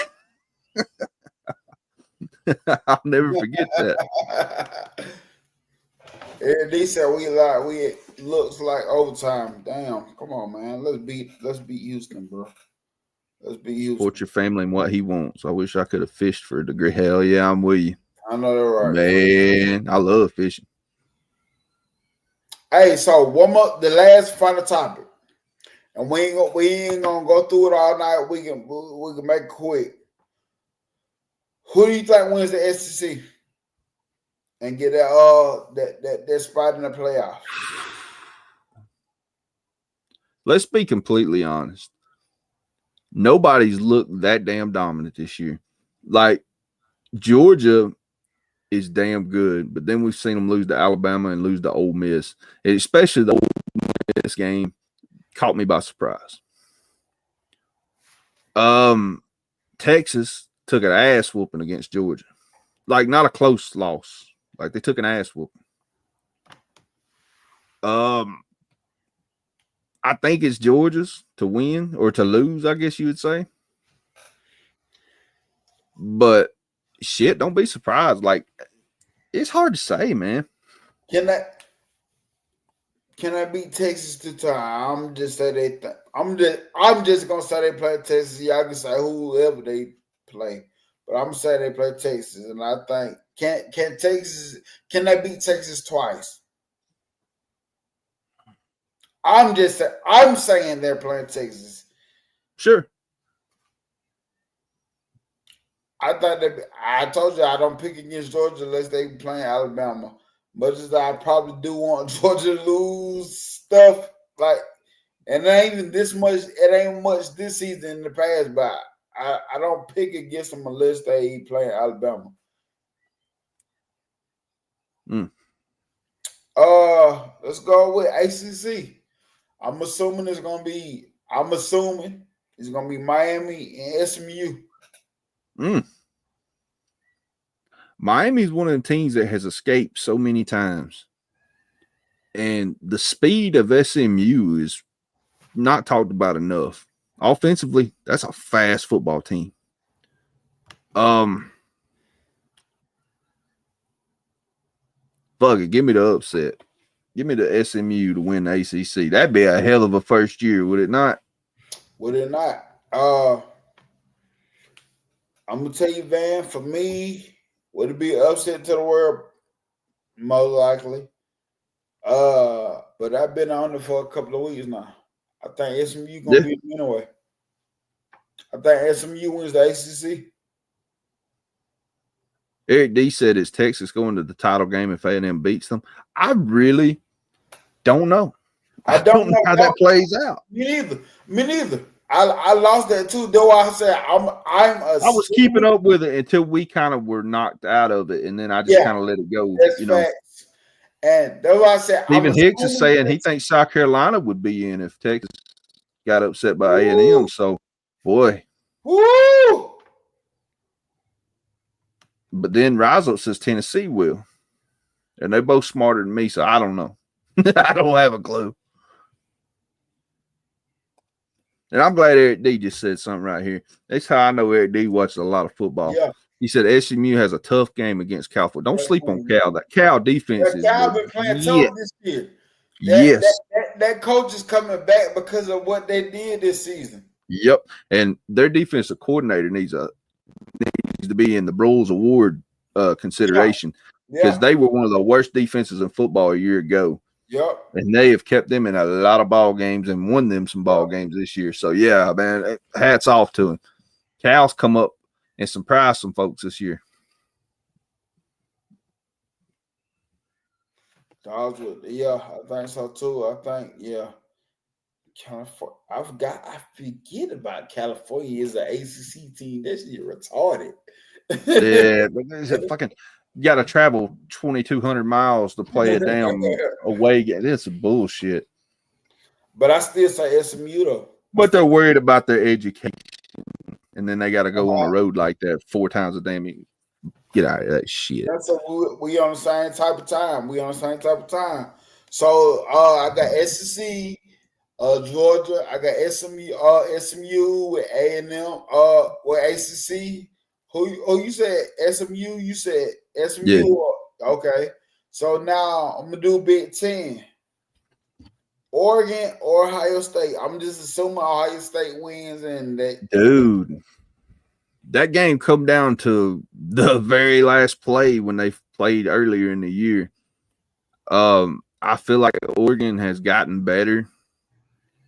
Ohio State's took care of business, but there's just something about Ohio State that I don't trust them. I don't trust Ryan Day. I don't trust that all the multi-million-dollar contracts have meshed together. I don't know. Hey, Chris Camp, I agree with you, brother. Some of these games are getting unwatchable. I agree 100%, man. I can't argue with that.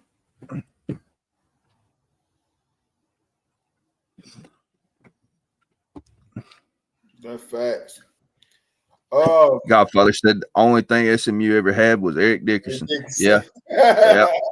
Pony Express. It was him and what? Craig James, if I'm not mistaken. Yeah. But look, trust me, if you got Eric Dickerson, you don't talk about Craig James. Can Ohio State beat Oregon? Answer that question. I mean, they came close. Came close. Who knows? I like Oregon's chances. I feel like Oregon's the most set up.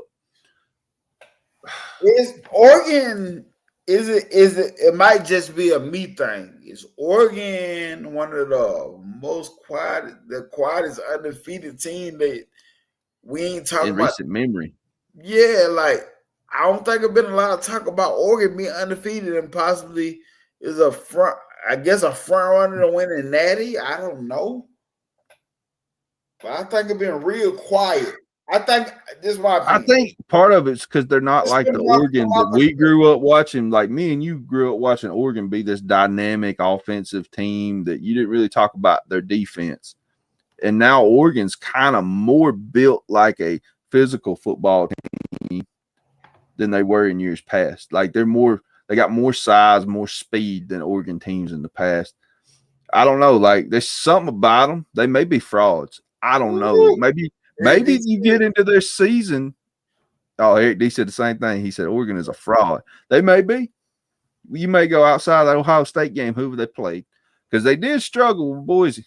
Yeah, they did. And I look at it too. It was the beginning of the year. It'd be hard to judge that beginning of the year shit versus when you get it clicking on all cylinders. And I like this person that Eric D asked too. Where do you rank Ohio State if they lose to Oregon State a second time?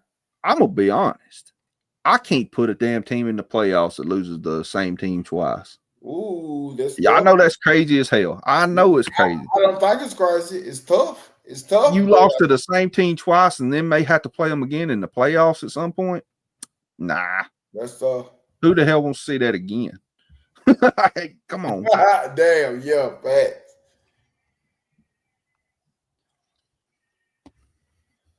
I got but on that game, I got Oregon.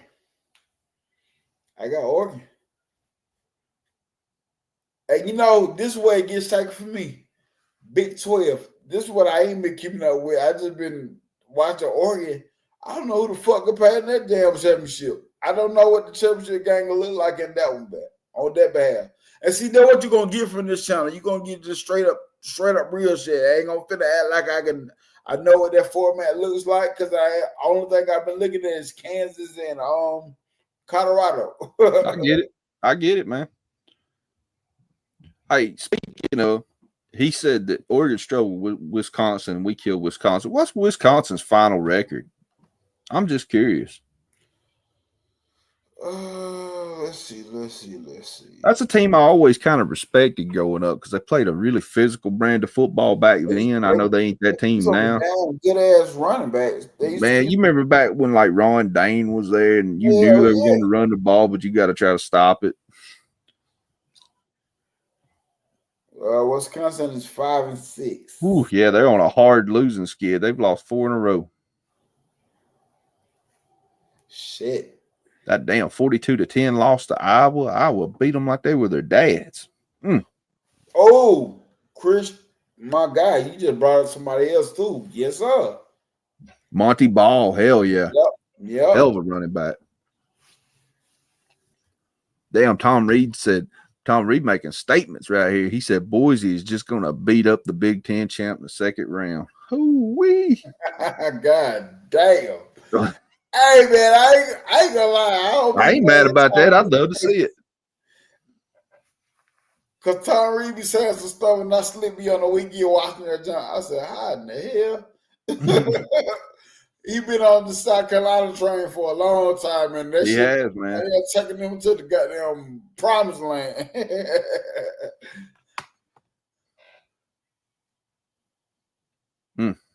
Yeah, there's a lot of upheaval that could happen this weekend. Now, don't get me wrong. Most of these games are big blowouts, supposedly, in one direction. I'm finna But try to see. I can see what the Big 12 shit looking like. Cause I ain't gonna lie to you, I ain't gonna flex on like I know what that playoff scenario look like. yeah, I don't either, man. I reckon I've been so damn aggravated by our situation. Like when we became not in that shit, it's like whatever.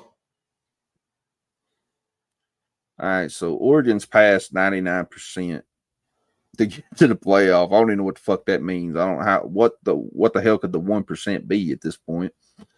They're saying Indiana's got a 98% path to the playoffs. I ain't gonna flex. I don't give a damn about that strength schedule like that, but I ain't mad at what Oregon did, what Indiana did, man. No, I hadn't either, man. Like this is like a one of the greatest seasons in their school history.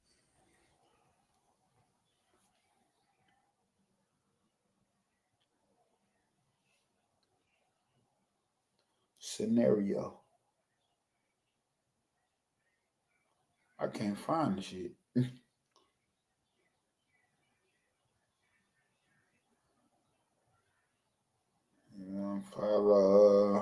I'm trying to figure out what the hell they're saying here.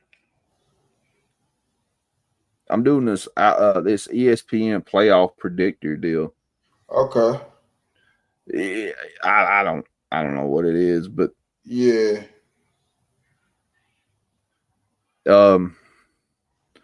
Like I clicked on Alabama, who they got a 37% chance, and then I clicked on them beating Auburn, and it says that would give us a chance of 41% to make it to the playoffs.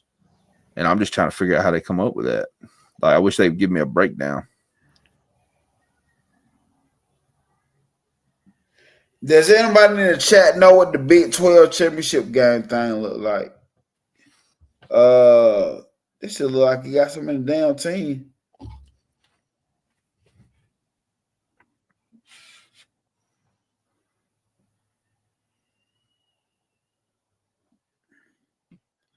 I'm assuming it can be BYU and somebody else, maybe. Yeah, that's Big 12, ain't it? Yeah. BYU and who? Let me go to standings right here as far as conferences. See if that'll give us a little bit of a clearer picture. Yeah, I just looked at this. I just clicked the same shit when you were saying it. Because, like, I'm looking at the ACC. SMU is undefeated in conference, so it's looking like they're going. Of course, there's one game left. State, they 6-2. Iowa State 6-2, 9-2. All of them same shit. BYU same thing. Rise Up asked the most legit question this whole damn show. He said, "Who's in the Big 12?" It's hard to know anymore, man. Like that shit facts. Man, Big 12. It felt like last week that they were all just trying to give it to the other team. Yeah, and my bad. I'm sorry. No, you solid. I didn't say nothing worth hearing. Trust me.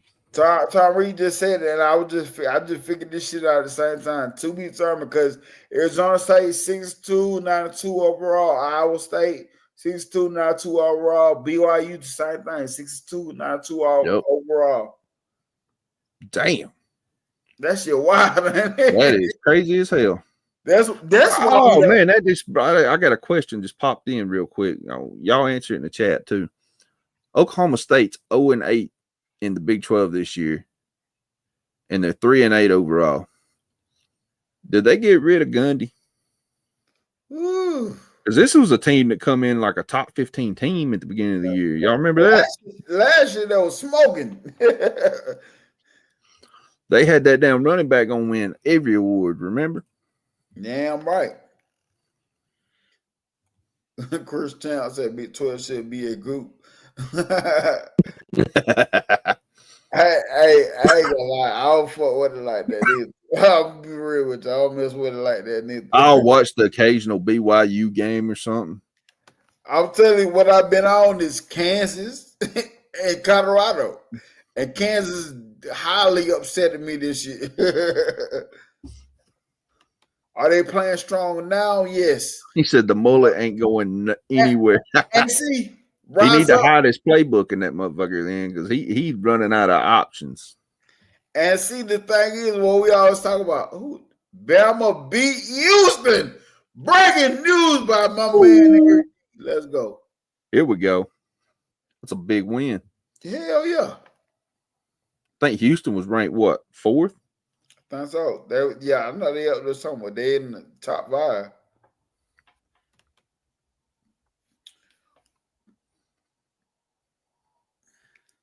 Looking like Joe Dirt.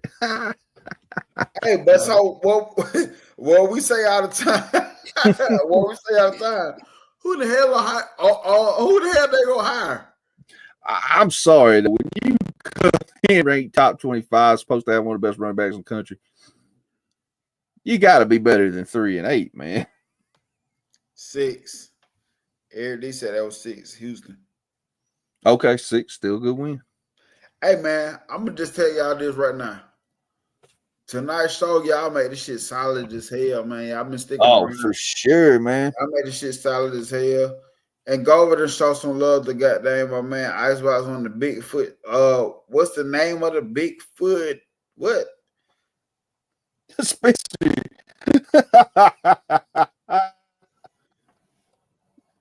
That good. He takes Justice and Miller out of the portal, wins the Natty next year. Damn.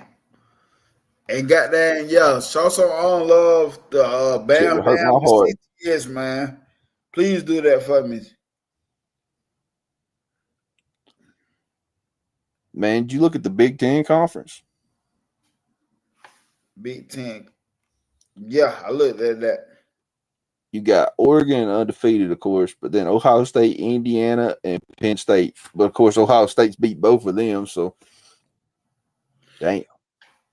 Dirt Road, Bigfoot. Go subscribe to that. CTS and Bam Bam. Please do that for me, man.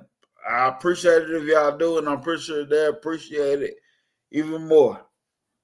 Hey, does Conference USA do they get a best of kind of add to it? Because Jacksonville State right now, well, they're 8-3. Undefeated in conference. But they're coverage champ. They're coverage that if they would have win, they're coverage. I don't know, man. See, I think it's the best of the Big Five or whatever. Okay. Then you got the independent shit. Notre Dame. We forget about that shit. Shout out to UConn, by the way, better than expected at 7-4. Damn right. That's crazy. Dude, I know this is off subject, but I changed the way my computer desk and everything. Man, this shit's comfy, man. I'm just laid back looking at this screen, talking to y'all. You look like you got a whole game there set up over there. Dude, man, this is all right here, man. Goddamn, you sounded good as hell tonight. Goddamn. Yeah, I got that damn $15 microphone from Walmart, man. Got shit coming in better. Hell yeah. But man, look, man, this shit is 2 hours and 53 minutes. We did one of them Coach Dude shows. I told you it happened. Like I said, man, I appreciate all y'all in the chat because y'all made this shit go tonight, bro. Like I said, the vibe that we're trying to give off over here is we talk on the front porch and y'all just so happen to hear us. They're for real, like seriously. For real. And we let y'all join into the conversation because we don't know no more than y'all. Hell, we just like to talk about it. And y'all been in here solid for a long time tonight. Like I said, Dirt Road, Bigfoot, please go subscribe. Bam Damn Sports. Bam Damn Sports, CTS Sports. It's the same thing, but I need click the like. Tap that out. That's what my goddamn on man Spencer say. Tap that out. You know Spencer gonna come up with something by tapping. Great show, Eric D. Appreciate it. Like I said, when I'm playoff time, I'm gonna hit you up. We can talk about the playoff. Me, you, and Van rise up. Yeah, man, that would be fun. I'd love to do it, man. We can talk about this playoffs. Yeah, appreciate y'all tonight, though, man. Yeah, Y'all, man. Shout out to everybody in the chat. Chris Camp, Eric D, yes, Stephen Hicks, Tom Reed, our main brother Rise Up, Spencer, Icebox, AT, man. We had everybody show up, man. It's a good time, man. That was big. That was big. That was big. That was big. Hey, one more question. Just I'm here. What you we got? talked about the we talked about the championships. Who can get conference championships? Just as of right now, if the conference championships playing out, who do you think will win the championship? That's what I'm just asking you that. Who you think wins the Natty? Oh. Ooh. Damn it. Ooh. Hard to argue against it, but Ooh. I feel like Oregon's I don't even know. So I'm done off over here looking at Division 1AA. Montana State's undefeated. Yeah, like me, so I had to put my phone down because I started looking at the shit that don't matter. For real. Let's see here. Like, I would love to come up with some fun thing, be like SMU knifes their way through it. Like, because if Alabama ain't in it, I like to see somebody win it for the first time or something. But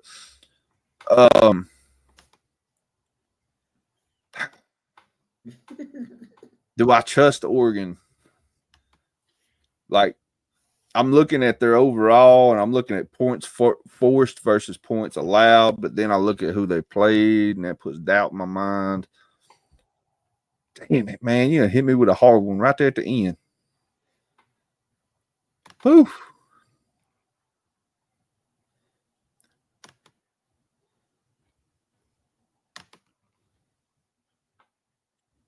Because, I mean, really, I'm trying to talk my way through this and think. But, I mean, really, you got Georgia, probably Texas, maybe Tennessee, and Oregon, and maybe Ohio State. I mean, that's really the five you got to lean on, right? Yeah.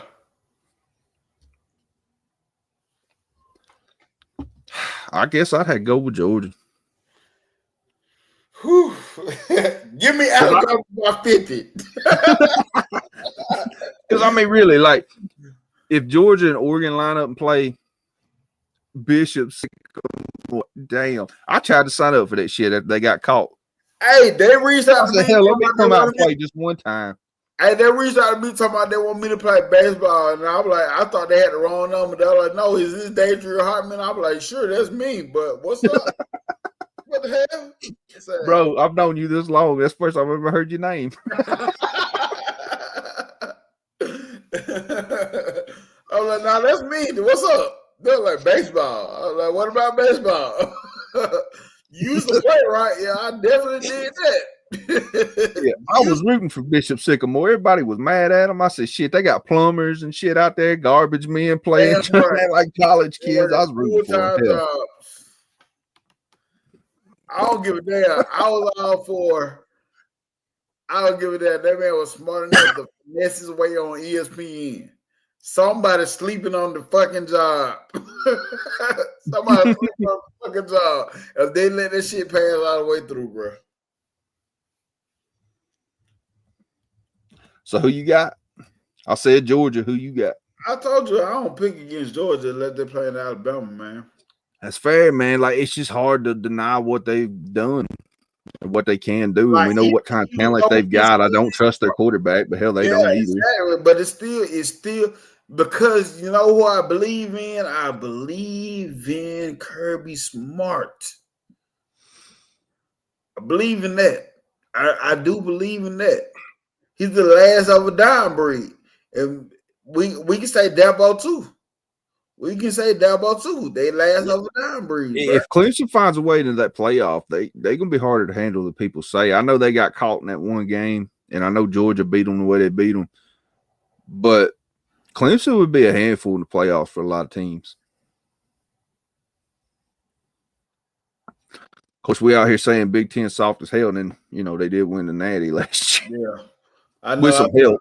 I did a whole shit talk about Michigan, talking about who they played, Bro. and what they ranked, and they smacked the shit out of us. That was that? I'm trying to think, man. Unfortunately, I think that was the last show that me and Coach Dude ever did together. Was so. that? That's wild, cause yeah, man, that shit was wild, man. Because man, me and him both was just downing the shit out of me. We ain't had no damn respect for Michigan. We didn't. Like I said, I did a whole KB type show, and I don't even do that shit. But I sat there, broke down who they played and what they ranked and all that shit. Hey, but goddamn, I met a Michigan fan that does YouTube all that, and my guys, he cool, man. He cool. And I agree with what Eric D said here. He said Clemson quarterback ain't it. Watch South Carolina front seven. Oh, I agree. Old Clubfoot or whatever the fuck his name is. Yeah, he ain't had a pass rush go against him like South Carolina would bring to him. Eric D said Michigan cheated, and guess who helped flip Bryce Underwood? Connor Stallions.